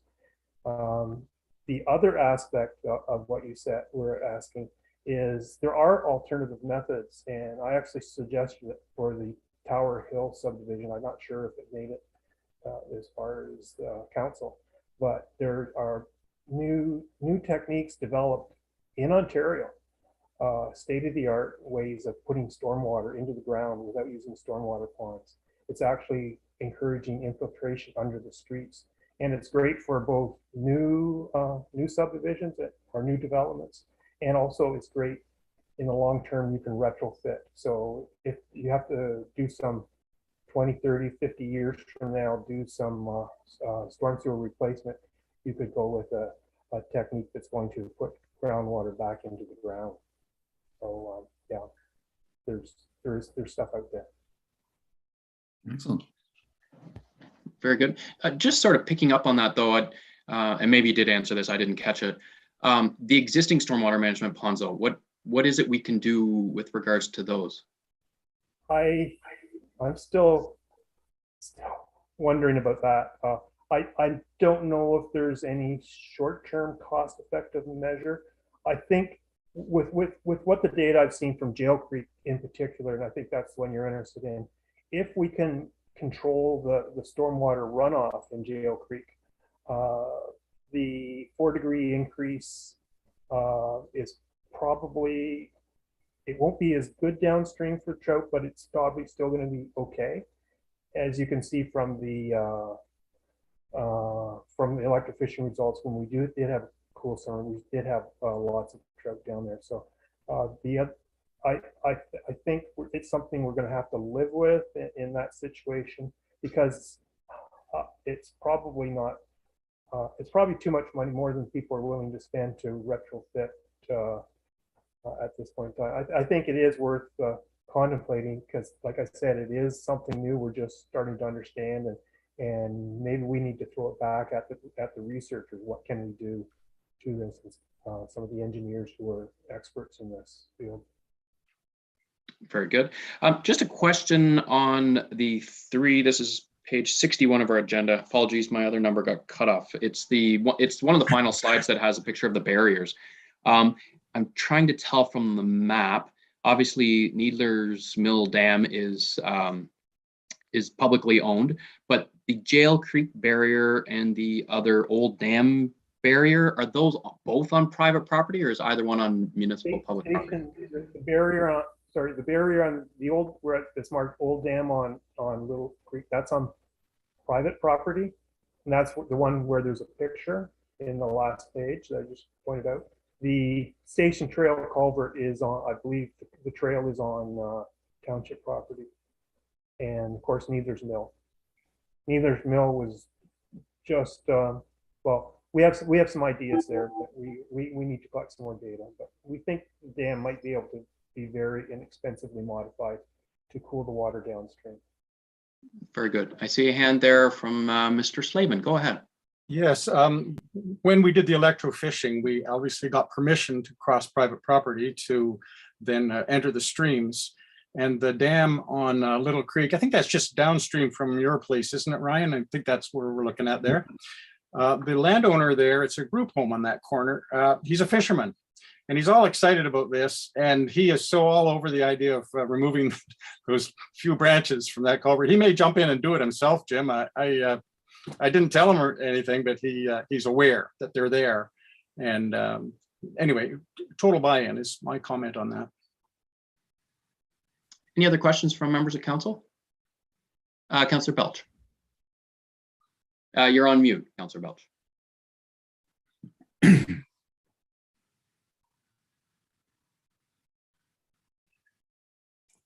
Through you, Mayor, just interested with Baxter Creek, do they find that trout get it from the creek system into the larger tributaries that would then get fish into trout into Lake Ontario? No, Baxter Creek connects to the Trent system, and all of the dams between Lake Ontario and Baxter Creek would prevent access.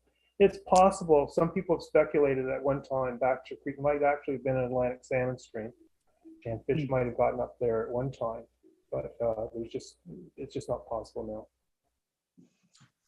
Another question. Go ahead, Council. I used to have a roommate when I was at university that was a huge fly fisherman. Obviously, these tributaries are pretty small, so they wouldn't be attracting fly fishermen. Oh, I fly fish. Yeah. Oh, you fly fish in those small Yes. little spots? Okay, Not Little Creek or Jail Creek. right. But Baxter Creek above Millbrook. Okay, very good. Careful, Jim, you're giving away your fishing spots. Any other questions from members of council? I don't see anything. I just want to say I really appreciate all of the time and effort that both of you, and I'm sure your entire organization, has put into this and brought forward factual information that's helpful in council looking at the issue moving forward and how to address it.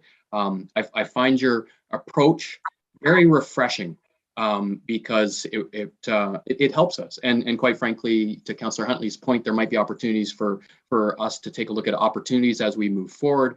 I know we've got community improvement plans, for example, where we give out funding to various organizations, and we've always had in light economic impacts. And here's an example of where the township may be able to offer assistance if it's on private property, et cetera, for improvement of our environmental community. And so it's nice not only to have a council that's focused on the environmental, but also residents that are passionate about us to bring forward this information that otherwise we wouldn't have had. So I really appreciate it. I know council really appreciated the information you brought forward today. And I'm certain we can use this to move forward. I'll just leave it at that. It was very refreshing. Go ahead, Jim. Just one last, one last thing. When you put when this slide came up, I just thought of something. We would like to actually do some work on that yellow section of Jail Creek where there's a little too much silt and not enough cover, and we would like to actually, as a project, get in there, and we're going to need your permission. So here's a preliminary request until it's official. We'd love to improve that and get that trout population up where it could be. Very good. And I'm not saying no. I'm just looking at the map, trying to understand. It looks like it's the area that's between the two subdivision, the Brookside subdivision and the McGuire subdivision. And is that whole section all municipally owned? I guess is just more clarification. I guess I'm more looking to township staff just for clarification, because we don't want to send on lands that we don't have the ability to do so. Well, we asked your permission to electrofish there, and you said yes. Oh, well, there you go. You got permission. Ms. Hurley, is that something that's all ours before we proceed with anything? Through you, Mr. Chairman, I would like to just double check, but okay. Jim is correct. We did give permission before, but just to make sure we're just talking about the same pieces of lands, that we'll just confirm that. So if he could, Jim, if you could reach out to us, we'll just pull it up on our GIS and we'll just do a double check. Great. We're probably going to address this at our next Trout Unlimited meeting, probably next week. Perfect. Excellent. Ms. Hurley, do you require any council direction, or you're good? Obviously, we've already given permission. Yes, no, we're fine. We're fine. Good. Yeah. Okay, if there's no further questions or comments, then I will thank you both very much and look forward to future delegations, if it's not this term of council, next. Keep up the fantastic work, and thank you for looking out for our community. Thank you. Thank you, guys. Can I get a motion to receive that delegation? Got Councillor Belch and Councillor Shaw. Madam Clerk, recorded vote. Deputy Mayor Graham, Yes. Councillor Shaw, Yes. Councillor Belch, Yes. Mayor McFadden, Yes. and Councillor Huntley. Yeah. Motion is approved. Our next item is minutes of the regular council meeting held March 21st. Can I get a motion to adopt those minutes, please? Deputy Mayor Graham, Councillor Huntley, Madam Clerk, recorded vote. Councillor Belch, Yes. Mayor McFadden, Yes. Councillor Huntley, Yes. Deputy Mayor Graham, Yes. and Councillor Shaw. Yes. Motion is approved. Cavan Monaghan Public Library Board meeting minutes from February 15th, 2022. I get a motion for those minutes. Deputy Mayor Graham and Councillor Huntley. Madam Clerk, recorded vote. Councillor Huntley, Yes. Deputy Mayor Graham, Yes. Councillor Shaw, Yes. Councillor Belch, Yes. and Mayor McFadden. Yes, motion is approved.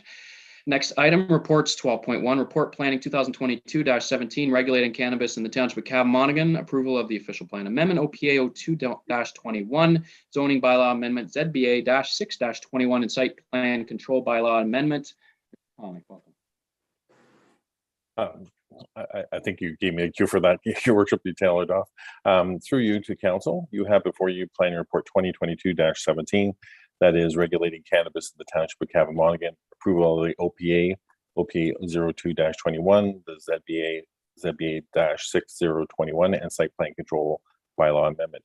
Recommendations to council are that one, that council approve bylaw number 2022-14 to adopt official plan amendment OPA 02-21 to the Township of Cavan Monaghan.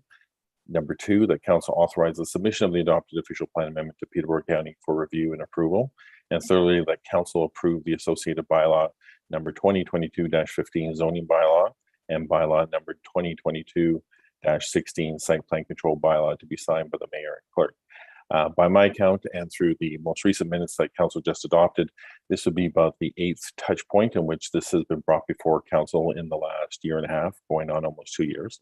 Firstly, being brought forward in the early part of 2020, where the dollars and the hiring of a consultant happened. There was a first report in December of 2020. That was the original paper, went to council. Council asked for another couple of additional options to be put forward, as well as a legal review.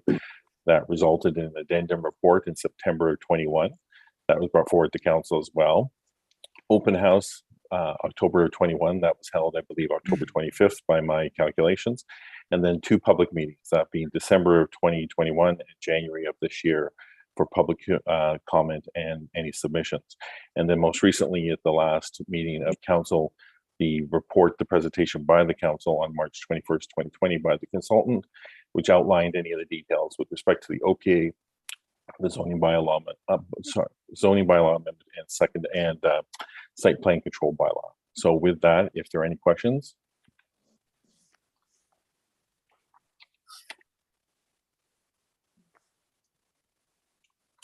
How's that for an uncomfortable pause? That's a really uncomfortable pause. My apologies. I had a great conversation on mute, so I will.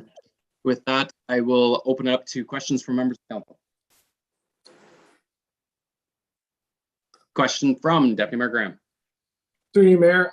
Thanks, John, for the report. And obviously, it's been a ton of work to get to where we are, and there's been lots of additions and adjustments to address the concerns along the way. So I think that's I think where we are is in a good place to move forward and get the appropriate bylaws in place.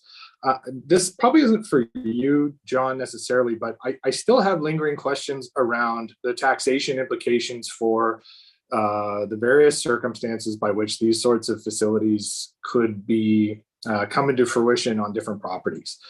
So I guess that's more of a question for Ms. Pope.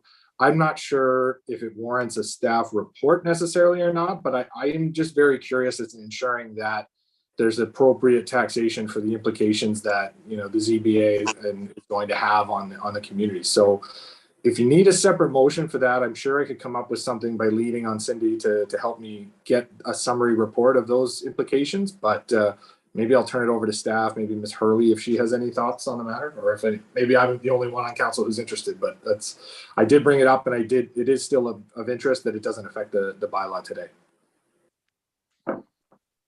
Very good. Ms. Hurley? Through you, Mr. Chairman, to the deputy, if you would like a motion, I understand that it hasn't been addressed for you. And so if you want something to come back, or do you want Ms. Pope just to answer the question? I guess I'm just asking for clarity. If I'm happy to make that motion, if it's something that council would be interested in, but I can also have that conversation with Kimberly Pope and share it privately. It's just, to me, it's an important second sort of veil of the implications of this bylaw that I think it might prove fruitful, or might have other things that council may want to decide on. So why don't we try it? I'll make the motion that staff report back to council with the taxation implications for cannabis operations in the township of Kevin. That sounds good. If council supports that, I think, Ms. Pope, if that's comfortable with you, then I would probably prefer a motion just so it gets addressed then. And not an urgent report. Obviously, there's no implications. If I may, through your worship, to Councillor Deputy Mayor Graham, attachment number 9. This is an issue, again, as you said, Deputy Mayor, you did raise this issue with something that we made sure that the consultant had done some research. I would draw your attention, that was September of 21. I'm not sure if that goes far enough. If you're going to make a decision to have it sought more information, just want to make sure you're in light of that.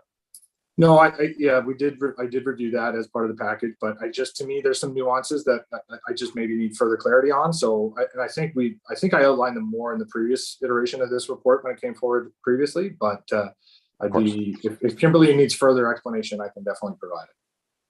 But I don't have a seconder yet. So. I'll second that. That's fine. All righty, we got a mover and we got a seconder, but Madam Clerk, do we have a motion? I apologize. I was trying to find my mute button. What I have is that staff report back on the tax implications on cannabis operations in the township of Cavan-Monaghan is the motion that I have. Good for the mover and the seconder. Seconder, go ahead.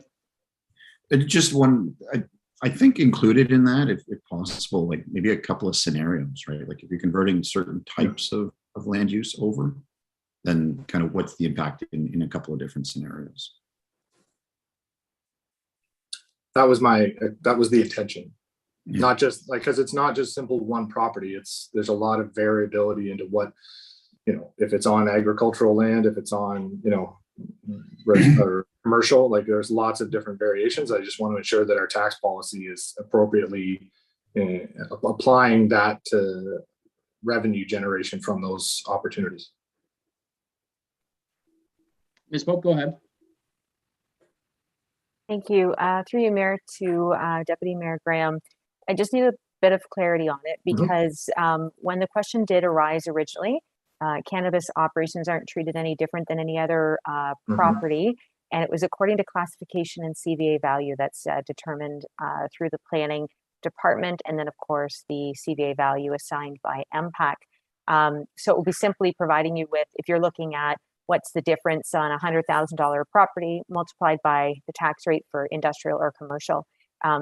That addendum that was provided by Mr. Connolly and the review by the consultant was to basically indicate that cannabis didn't have an additional property tax implication above and beyond the classifications.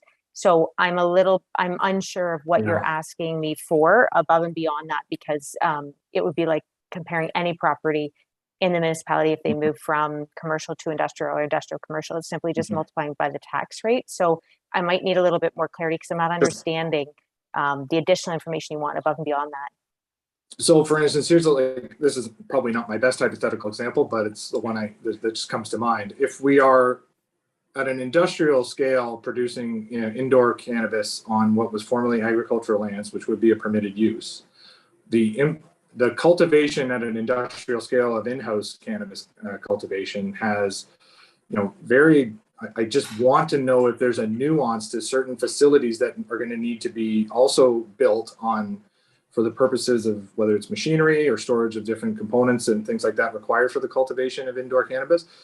What are the implications of those sorts of outbuildings and from a taxation standpoint? are they continually treated as agriculture or are they treated as industrial, for example? Would that, I Or- believe that's what the memorandum was saying. If we want to pull that up, they were basically saying that because this is new, each municipality, they were providing their expert opinion on it and the classification. And perhaps, John, you can speak to that. But as far as the taxation, it's a matter of determining the CVA value and multiplying it by the actual tax rate. But determining what the CVA value will be, depending on what they have there, that's an MPAC question, and which I believe they've tried to answer here in the attachment. And then the other part of that is which category it fits in. But perhaps, Mr. Connolly, you can provide further insight there. Through you, your worship, to Councillor, to Deputy Mayor Graham and the rest of council, this is sort of straying outside my level of expertise, and this is why the consultant has sort of come back with the answer. It's page 251 on the agenda for today, 251 and 252. If that doesn't go far enough, Deputy Mayor Graham, then I think we can try and tease that out. But the intent there was, when this discussion, the addendum that was identified to the original document, December 20, this was sort of went hand in glove with that, with questions raised at the time. If it doesn't go far enough, we can certainly try and answer that. But the intent was to try and get to that question. But I think if I recall from some of our conversations, Deputy, your concern is that if it's in agriculture, it's at a reduced tax rate. So if you're trying to understand what are the implications of going from one classification to the other, and what does that mean from an impact to township taxes? Yeah, and I just want a level of transparency as well from a fairly dominant agricultural community that, I know I've talked to some farmers that are interested in, obviously, what is theoretically a very profitable crop, depending on the size and whatnot. But I just want I felt as though a staff report with more sort of tangible local circumstances for consideration might be more digestible to those individuals that are looking at exploring it. So that was sort of a part of our hand in glove, to use your analogy, John, catalyst for me asking for the report. Okay. I think, again, what we can try to do is come back with something. It'll obviously be discussions with ourselves and finance, and probably go back and reach to the consultant to sort of see if there's any more information that could be shone on light, and perhaps we can come back with a draft and see if that's starting to hit closer to the mark. Thank you. Well, if we vote in favor of it, if you vote, I am assuming it's so. So a question along those lines, it's indirectly related to the motion, is the implications on development charges for new buildings, because again, agriculturally purposed buildings are exempt from the DCs. However, if it's for industrial purposes for cannabis, is there a different classification? Would there be DCs? And I'm not looking for the answer right now. I don't expect you to, but that would be if the mover and the seconder are okay, I would like to understand those implications as well, just for, again, openness and transparency of the process. I'd be happy to include the DC context to that motion as well. Okay, that makes sense. Okay. All right, very good. Any other questions, comments on that initial motion that's on the floor right now? Good question. Okay, Madam Clerk, recorded vote. Councillor Shaw, Yes. Councillor Belch, Sorry, you're muted, Councillor Belch. Yes. Mayor McFadden, Yes. Councillor Huntley, Yes. and Deputy Mayor Graham. Yes. Motion is approved. Okay, back to the report. Is there any other further questions on it? Otherwise, I'd entertain a motion to receive the report and accept the recommendations. We've got Deputy Mayor Graham, Councillor Huntley, Madam Clerk, recorded vote. Mayor McFadden, Yes. Councillor Huntley, Yes. Deputy Mayor Graham, Yes. Councillor Shaw, Yes. and Councillor Belch. Yes. Motion is approved. Mr. Connolly, thank you very much. That's been a lot of work that's gone into that report, and we appreciate it. Thank you. Next report, Planning 2022-18 update status report on 1066 Sire Line. Mr. Connolly. So through your worship to council, you have before you Planning Report 2022-18. That's an update status report 1066 Sire Line, with the recommendation that council receive report Planning 2022-18 update Status Report 1066 Sire Line for information. As Council recalls, every cycle I provide an update with respect to this project. It has been a lot, I'm sure, for you to bear and listen to my updates, but we are getting closer to the finish line, as I am optimistic, as I said before. In the last discussion, one of the things I was able to confirm was that the traffic impact study was finalized, and since then is that it's been not only finalized, but it's been received by the township and sent to the county and Ministry of Transportation for comment. And so we're just awaiting comments from that. The county has indicated that they don't need to look at that or review for comment. So it's with MTO right now, and I have confirmation that they are reviewing that. As one of the things that council had indicated, they also want to take a look at the bringing forward a report with respect to the disposition of land with respect to this property. So sticking specifically with the work that we're doing now in the planning application for the OPA and the zoning, a public notice was out in the Millbrook Times, and the statutory public meeting is scheduled for April 19th of this year. With that, council will receive any comments, any submissions, and then following that, it's staff plan to bring not just this report back, but also the disposition of land discussion back to a future meeting in May, with the idea that council will be in a position to make a final decision. So if you're to look at and refer to the Gantt chart that I had provided earlier, we obviously didn't hit the December of last year mark, but we are straying into what will be the beginning part of May, as I anticipate. And so my hope is that with the new schedule before you, we'll be able to stay on target with that. And if you have any questions, I'm happy to answer those. Very good. Questions from members of council? Looks like we can start to see the light at the end of the tunnel. Very good. Excellent. Motion then to receive that report. Councillor Shaw and Councillor Belch. Madam Clerk, recorded vote. Deputy Mayor Graham, Yes. Councillor Shaw, Yes. Councillor Belch, Yes. Mayor McFadden, Yes. and Councillor Huntley. Yes. Motion is approved. Mr. Conley, thank you very much. Thank you. Item report ECD 2022-03, 2022 Township Events and Road Occupancy Permits. Ms. Hyatt, welcome. Thank you, Mayor McFadden. The report before council, ECD 2022-20, 2022 Township Events and Road Occupancy Permits is before council with 4 recommendations. Number 1, that council directs staff to move forward with the planning of the Cavan Monaghan Derby in coordination with the 50th anniversary celebration of Kawartha Downs to the upset of $20,000. And number 2, that council directs staff to move forward with planning Canada Day celebrations at Maple Leaf Park. Number 3, that council authorize staff to issue road occupancy permits for special events on County Road 21 to occupy roads in the township for events/festivals in 2022. And finally, number 4, that the township of Cavan Monaghan provide a certificate of insurance to the county of Peterborough for the 2022 events listed below. Very good. Thank you, Ms. I. Questions from members of council? Just a question on that final point with regards to providing a certificate of insurance to the county of Peterborough. For those items, is there something that changes each time, or do we not do that every time we get our insurance? Do we not just forward it to them immediately? Is that just Yeah, through you, Mayor. Go ahead. Yeah, through you, Mayor McFadden, to you. It is something that we typically do as part of the road occupancy permit for BIA events. So we just, usually that's an item that we include on the report. So we just included it again this year. Okay, very good. Question. Sorry, did I see any other hands go up? Councillor Huntley? Through you, Chair, to Ms. Hyde.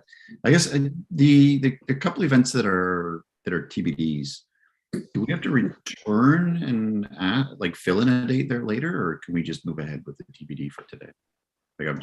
How do we handle that? That is my question. Through you, Mayor McFadden, to Councillor Huntley. The intent behind the report, my understanding, the intent behind the report is just to give council an overview of what events are coming and what we're going to be applying for road occupancy permits. I don't think council really has a concern one way or the other, as long as we get the date right for the road occupancy permit when we submit it. I don't think it matters here. It's just because of COVID with, everybody's kind of still trying to scramble to determine whether they're going to be doing events or not. So we're just kind of putting it in there as a placeholder. So kind of a long-winded answer, but which I apologize for, but I don't think you have to have we don't have to come back with a firm date. I don't believe, unless you want me to. Well, I sorry, through you, Chair. I don't want you to. I just want you to have everything you can go forward with. Just don't want you to get trapped in the middle of there somehow. No, I don't think I will. Thanks. Councillor Huntley, we had it last weekend. Ah, okay. You missed it. It was great. Very good. Any other questions for Ms. Hyatt? None. Okay, motion then to receive the report and accept the recommendation. Get Councillor Shaw and Deputy Mayor Graham. Madam Clerk, recorded vote. Councillor Belch, Yes. Mayor McFadden, Yes. Councillor Huntley, Yes. Deputy Mayor Graham, Yes. and Councillor Shaw. Yes. Motion is approved. Next item, 4, Report Public Works 2022-05, transfer of Mervyn Line between Airport Road, Braley Drive to Mervyn Line and Airport Road, Moncrief Line to Mervyn Line from the township to the county of Peterborough. Thank you very much, Mr. Mayor. This is a housekeeping matter, but the recommendation before you read that council hereby stop up and close a section of Mervyn Line as described as Part 1, 45R 17205 in bylaw number 2022-17, that council approve waiving any notice requirements concerning this bylaw on the basis that the county of Peterborough will operate and maintain the land transferred here under as a public highway under its jurisdiction. And number 3, the mayor and clerk be authorized to execute such documentations as required to convey Part 1, 45R7 in Plan 17205 to the corporation of the county of Peterborough for the purposes of land being part of the county road system. And just as a matter of note, council, there is a previous report that was completed in 2021 that did bring this forward for council's attention. It was a transfer of section of Mervyn Line to ultimately become part of Airport Road and connect it through to Airport Road and the existing Airport Road already in place. So this was a housekeeping matter brought forward mainly by our lawyer, saying that it might be cleaner if we do this report and therefore makes it easier for the transfer to finally take place. And that's it, Mr. Mayor. Very good. Thank you, Mr. Hancock. Questions from members of council? Seeing none. Mr. Hancock, I just want to thank you for bringing this forward in an expeditious manner in order to have it resolved. Hopefully the county will also do that with King Street in Millbrook. We've been waiting on that for more than 6 years, and it would certainly be helpful, as per our last report, if we could finally bring it to a resolve. So I would certainly pass along those comments when you deliver this one. Can I get a motion to receive this report and accept the recommendation? Deputy Mayor Graham, Councillor Huntley, Madam Clerk, recorded vote. Councillor Huntley, Yes. Deputy Mayor Graham, Yes. Councillor Shaw, Yes. Councillor Belch. Through Mayor McFadden, I do see he has stepped away from a moment, so we'll call you, Mayor McFadden. Yes, motion is approved. Thank you. Again, thank you, Mr. Hancock. Thank you. Next item, Report Public Works 2022-06, Road Sweeping Services 2022. Mr. Hancock. Mr. Mayor, the recommendation before you is that council award the road sweeping contract 2022 to Fairview Trucking at the hourly rates as quoted to the upset limit of $75,000, including net HST after municipal rebate. Just a note on this one, typically, I think under our procurement policy, it's usually a request for tender. Due to my absence and lack of staffing, I think we weren't able to do that. So we've done it through the quotation for 2 reasons. One, we wanted to make sure that the contractors were available. And number 2, that we were getting contractors that we have some history with that are good quality at their work. We have had success with Fairview. They have done it for the last 1 or 2 years, and we are recommending that we proceed with them at the hourly rates quoted. And it's through to you, Mr. Mayor. Very good. Thank you, Mr. Hancock. Any questions from members of council? Seeing none, motion then to receive the report and accept the recommendation. Councillor Shaw, Councillor Belch, Madam Clerk, recorded vote. Councillor Shaw, Yes. Councillor Belch, Yes. Mayor McFadden, Yes. Councillor Huntley, Yes. and Deputy Mayor Graham. Yes. Motion is approved. Thank you again, Mr. Hancock. Next item, Mr. Hancock, report Public Works 2022-07 Water and Wastewater Services Agreement. Thank you, Mr. Mayor. First of all, I'm going to read the 3 recommendations before you. Number 1, that council support the 5-year services agreement between the corporation of the city of Peterborough, called the city in the agreement, and the corporation of the township of Cabmonaghan, in brackets, the township, to operate and maintain the Millbrook drinking water supply and wastewater facilities. That the township mayor and clerk be given authorization to execute the 5-year services contract, and that council approve bylaw 2022-18 being a bylaw to authorize the execution of the services agreement between the corporation of the township of Cabmonaghan and the corporation of the city of Peterborough. And just a couple additional comments. Number 1, to our water wastewater technician, she's on. She is available to answer questions on this. She did work very hard with city staff on this, and just a note to our CAO, who works hard on everything. But this agreement took some time to get together. The transfer of responsibilities took place last Thursday, March 31st. Everything went off without a hitch, and we now have the new operator in place. And we did report on this earlier, where we actually are saving money over the next 5 years if we compared the numbers to what we originally were getting from PUG versus what we're getting from the city of Peterborough now. So that is noted in the agreement and is available for council. So if you have any questions, both myself, Jessica, and of course, Yvette are available for answers. Very good. Thank you, Mr. Hancock. Just for clarity, were you suggesting that Jessica works very hard, or Yvette, or both? Jessica for sure. Yvette's sometimes questionable, but no, just joking. I know who signs the paychecks. Don't worry. Yes, we appreciate everybody. Questions from members of council?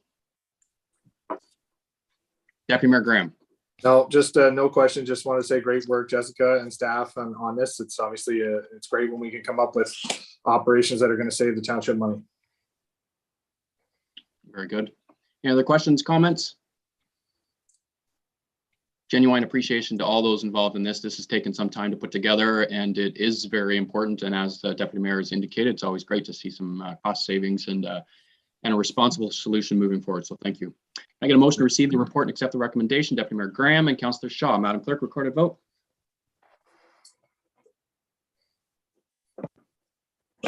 Mayor McFadden, Yes. Councillor Huntley, Yes. Deputy Mayor Graham, Yes. Councillor Shaw, Yes. and Councillor Belch. Yes. Motion is approved. Thank you, Mr. Hancock. That's it for the day. Thank you. Next report, Corporate Service 2022-02, Community Festival Designation, Fourth Line Theater, 30th Anniversary 2022 Summer Season. This is a standard report that comes forward every year. Can I get a motion to receive the report and accept the recommendation? Deputy Mayor Graham and Councillor Shaw. Madam Clerk, recorded vote. Deputy Mayor Graham, Yes. Councillor Shaw, Yes. Councillor Belch, Yes. Mayor McFadden, Yes. and Councillor Huntley. Yes. Motion is approved. Next item is the CAO report and capital status. Ms. Hurley. Through you, Council, I'm here if you have any questions or hopefully not add anything more to our plate at this time, but obviously that is your wish. We're good. I might have a few comments for Mr. Hancock, but I'll save them. the meeting.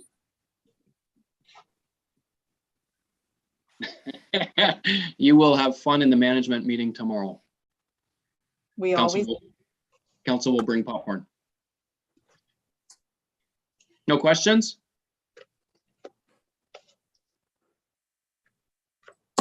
Items, nothing additional to add, anything to remove? nothing at this time, sir. Nothing from members of council? Actually, Kevin Ware's thinking about it. Councillor Huntley, he's doing it. Go ahead, Councillor Huntley. I can't let Miss Hurley off that easy. So, so I guess through you, Chair. I'm curious with the fire station. Like when? I mean, the estimated report date's 2022. Is that like last half of 22, first half of 20? Any indication of when we might see that one? Through you, Mr. Chairman, to Councillor Huntley, we are working diligently. I know our chief is definitely working diligently to get this RFP, or excuse me, tender finalized and sent out. We are extremely close.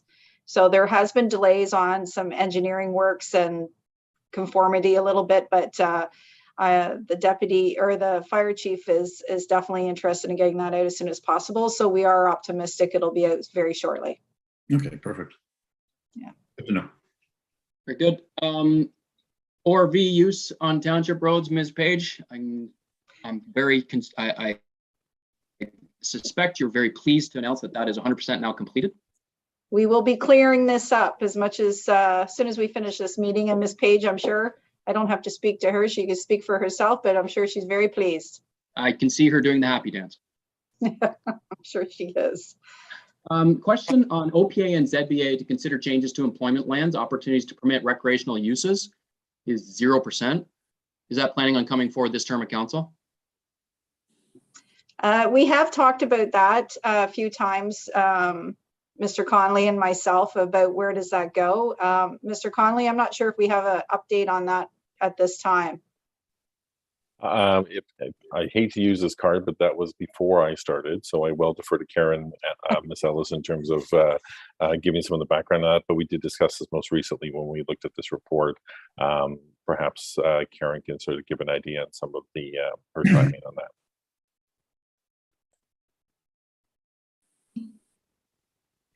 Through you, Mayor McFadden, to members of council. It is on the agenda. If you remember, this came to light when we talked about including recreational uses like gymnastics facilities, rock climbing walls, etc., in the rural employment designations. So at the last management meeting, the CAO made me and the planning team more aware of the timing of this, so it will be moving higher up the priority list. So I guess just my question is the intention to have this resolved this term of council or next? Through you, Mayor McFadden, to members of council, I believe given where it is on the priority list today, it would be in this term of council. Okay, very good. And also beyond the recreational uses, it was also addressing agricultural uses within industrial buildings. I believe that came to light as well. Through you, Mayor McFadden, to members of council, I believe, and you're referring to the vertical farming? Yes. Yes, okay. Okay, very good. Excellent. Anything else? Any other questions from members of council with regards to the this report? Seeing none. I'm going to ask the question on the very top one. Remuneration review with the County of Peterborough ongoing. I know the county is dealing with it. Are we going to deal with it at this council, or are we just going to have it removed off the list? Because if we do have a motion to council to bring it forward, it is coming forward. Well, Mayor McFadden, I guess I'll defer to you. We can. Sorry, my question wasn't to you. I was looking to council. I apologize. You couldn't tell from my frozen face up there that I was looking at the rest of council for that one. I could not tell that. So just for clarity for the rest of council, through you, Mr. Chairman, as of right now, if we do not come forward with anything, it's status quo. So basically what we have today, Ms. Pope will come forward with a bylaw, but we can either leave it as status quo or we can bring the report. And that's, as you mentioned, Mayor McFadden, that is up to council. I'm looking to the rest of council. I'm fine with just leaving status quo. If we want to get into an in-depth discussion, we can. It's an uncomfortable topic in an election year. Leave it. Okay. All right. So it was It's just because it says review with the County of Peterborough, we'll just, the understanding it'll come back with something from Ms. Pope on an updated bylaw. We'll do, through you, Mr. Chairman, we'll do the bylaw, but we will remove it from the report status. Very good. Excellent. We're doing well today. Anything else we can remove off this Yeah, list? a couple off the list. There you Yeah. go. I will let you know that there are a couple things that we will push off based on priority today, you know, such as tree preservation. Miss Ellis has got her hands full with a lot of other projects right at this moment. Alleyway and King Street, Mr. Hancock, I'm not sure where we're on that. That's again, not a priority, but it is something that we have. We are happy to note that the Millbrook Yard is going forward with getting construction. I think they're moving in this week. And we've just closed the tender for the operations center. So Mr. Hancock is obviously very happy about that. We haven't forgot our chief though. I just want to let you know that. And I'm sure that, and I know that Ms. Page and Mr. Phillips have been working on the noise bylaw. So some of them will push off as not a priority and some of them will move up as a priority. And I just want to say too, everybody publicly sees this list as being the list that staff is working from. But as those internal to the situation recognize, there is always priorities that come in at the last second that require staff's attention, which bumps your priorities. And we see that internally.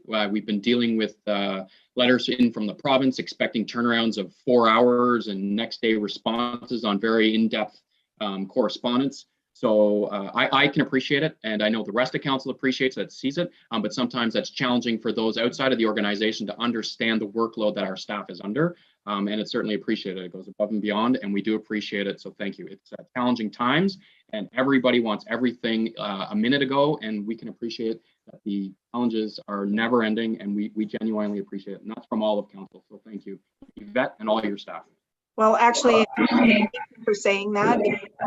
Challenged with all the work that's being done behind the scene that maybe is not reported this way, and we will continue to talk about that and see if we can get those items on so that everyone has an understanding of what's being done behind the scenes. But you are correct, Mr. Chairman, we are extremely busy with a lot of items that are not actually to report status or on this on the report status or bringing a report forward to council at this time. So there is a lot of work that staff is dealing with. So we do appreciate that comment, sir.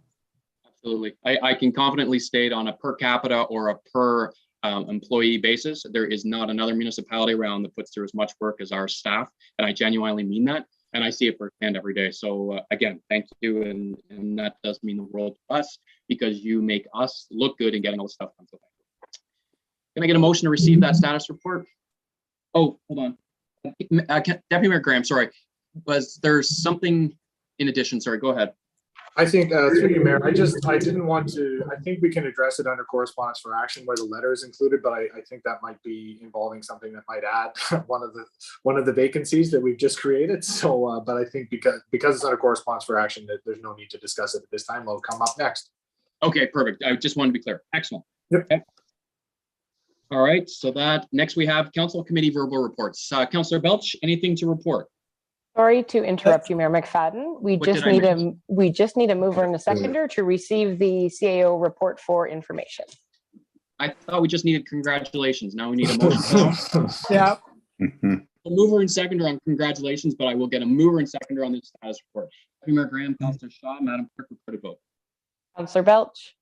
Yes. Mayor McFadden. Yes. Councillor Huntley. Yes. Deputy Mayor Graham. Yes. And Councillor Shaw. Yes. Motion is approved. Next item, council committee verbal reports, and we'll start with Councillor Belch. I guess both the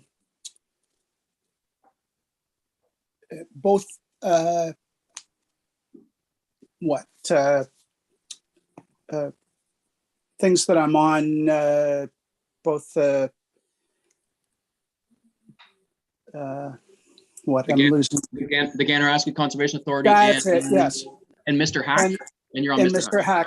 Yeah, both ended up being delayed. I'm not sure the 17th of this month whether we're having those meetings, but I haven't heard anything yet.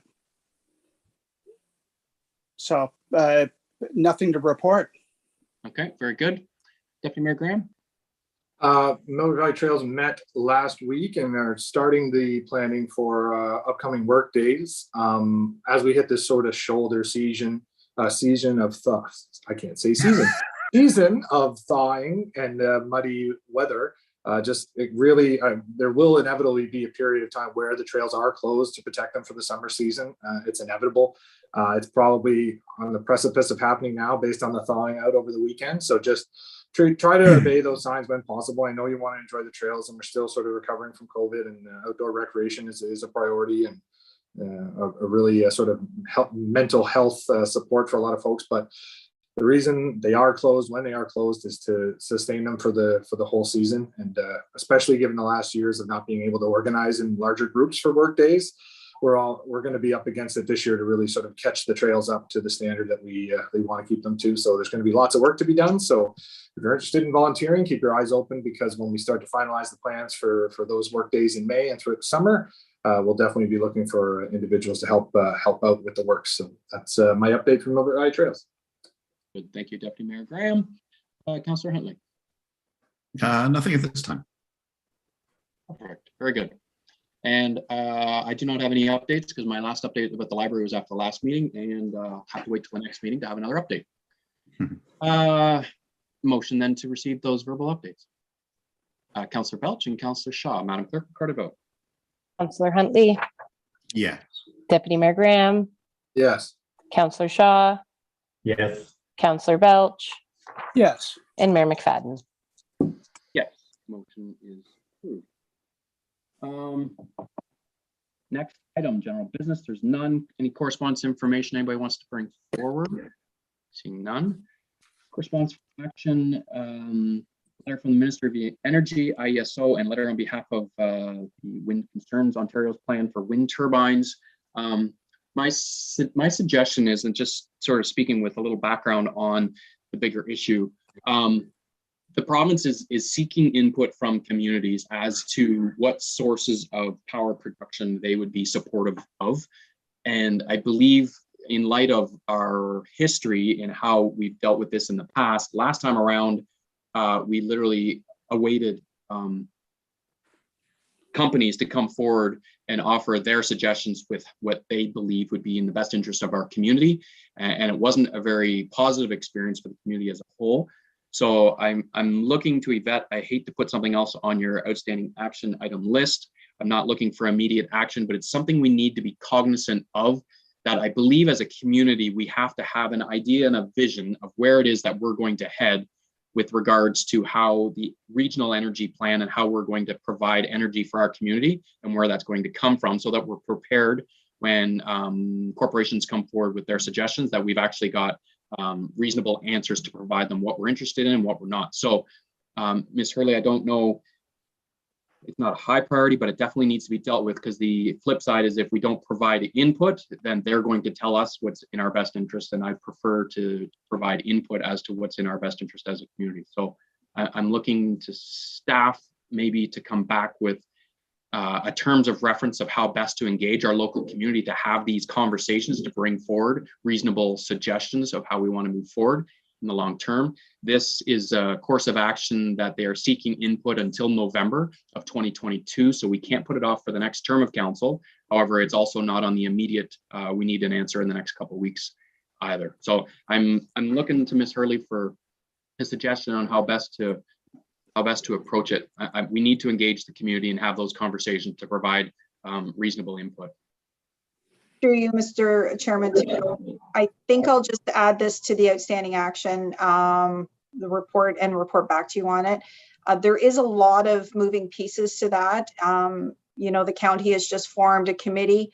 I'm not sure what the terms of reference for that committee is. Ms. Ayad is sitting on that committee as well. So there may be some synergies here that I think we just need to investigate a little bit further. And so we'll certainly put that on the report list and report back to you.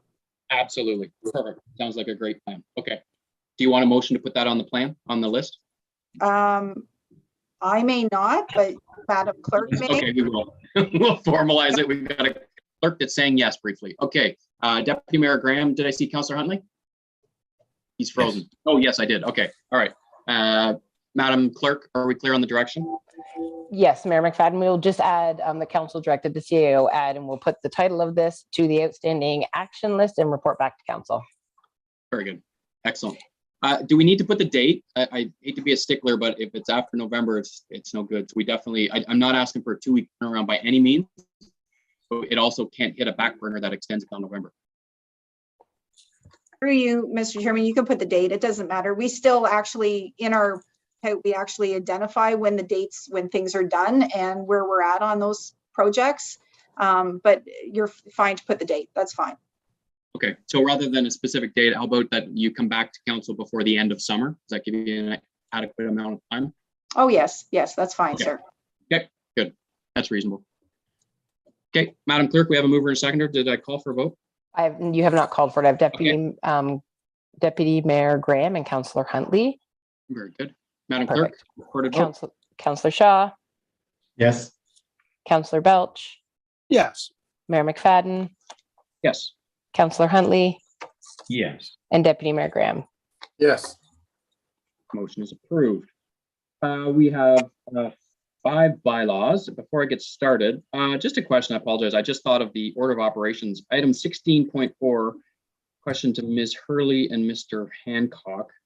Are we fine to pass a bylaw to stop up and close a road before the county has actually passed a bylaw to receive it? What's the order of operations?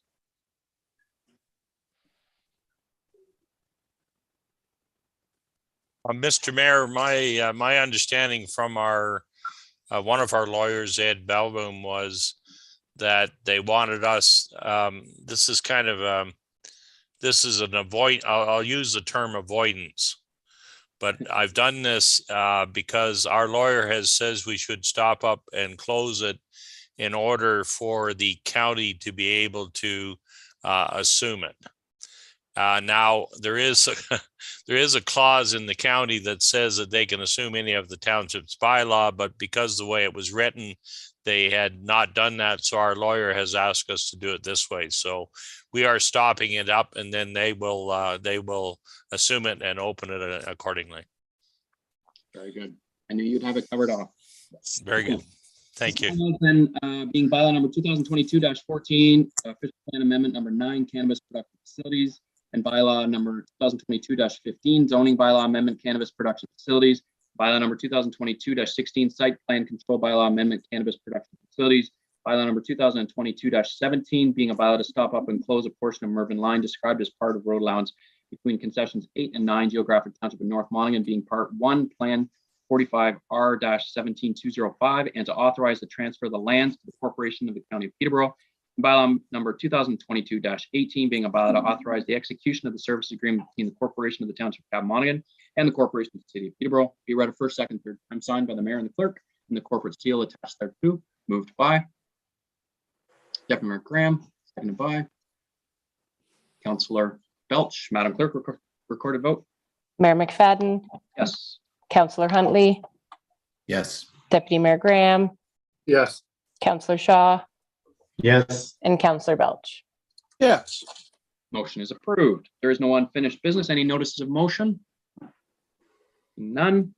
Confirming bylaw being bylaw number 2022-19, being a bylaw to confirm the proceedings of the meeting held April 4th, 2022, be read a first, second, third time, signed by the mayor and the clerk, and the corporate seal attached thereto. Moved by Deputy Mayor Graham, seconded by Councillor Huntley. Madam Clerk, recorded vote. Deputy Mayor Graham. Yes. Councillor Shaw. Yes. Councillor Belch. Yes. Mayor McFadden. Yes. And Councillor Huntley. Yes.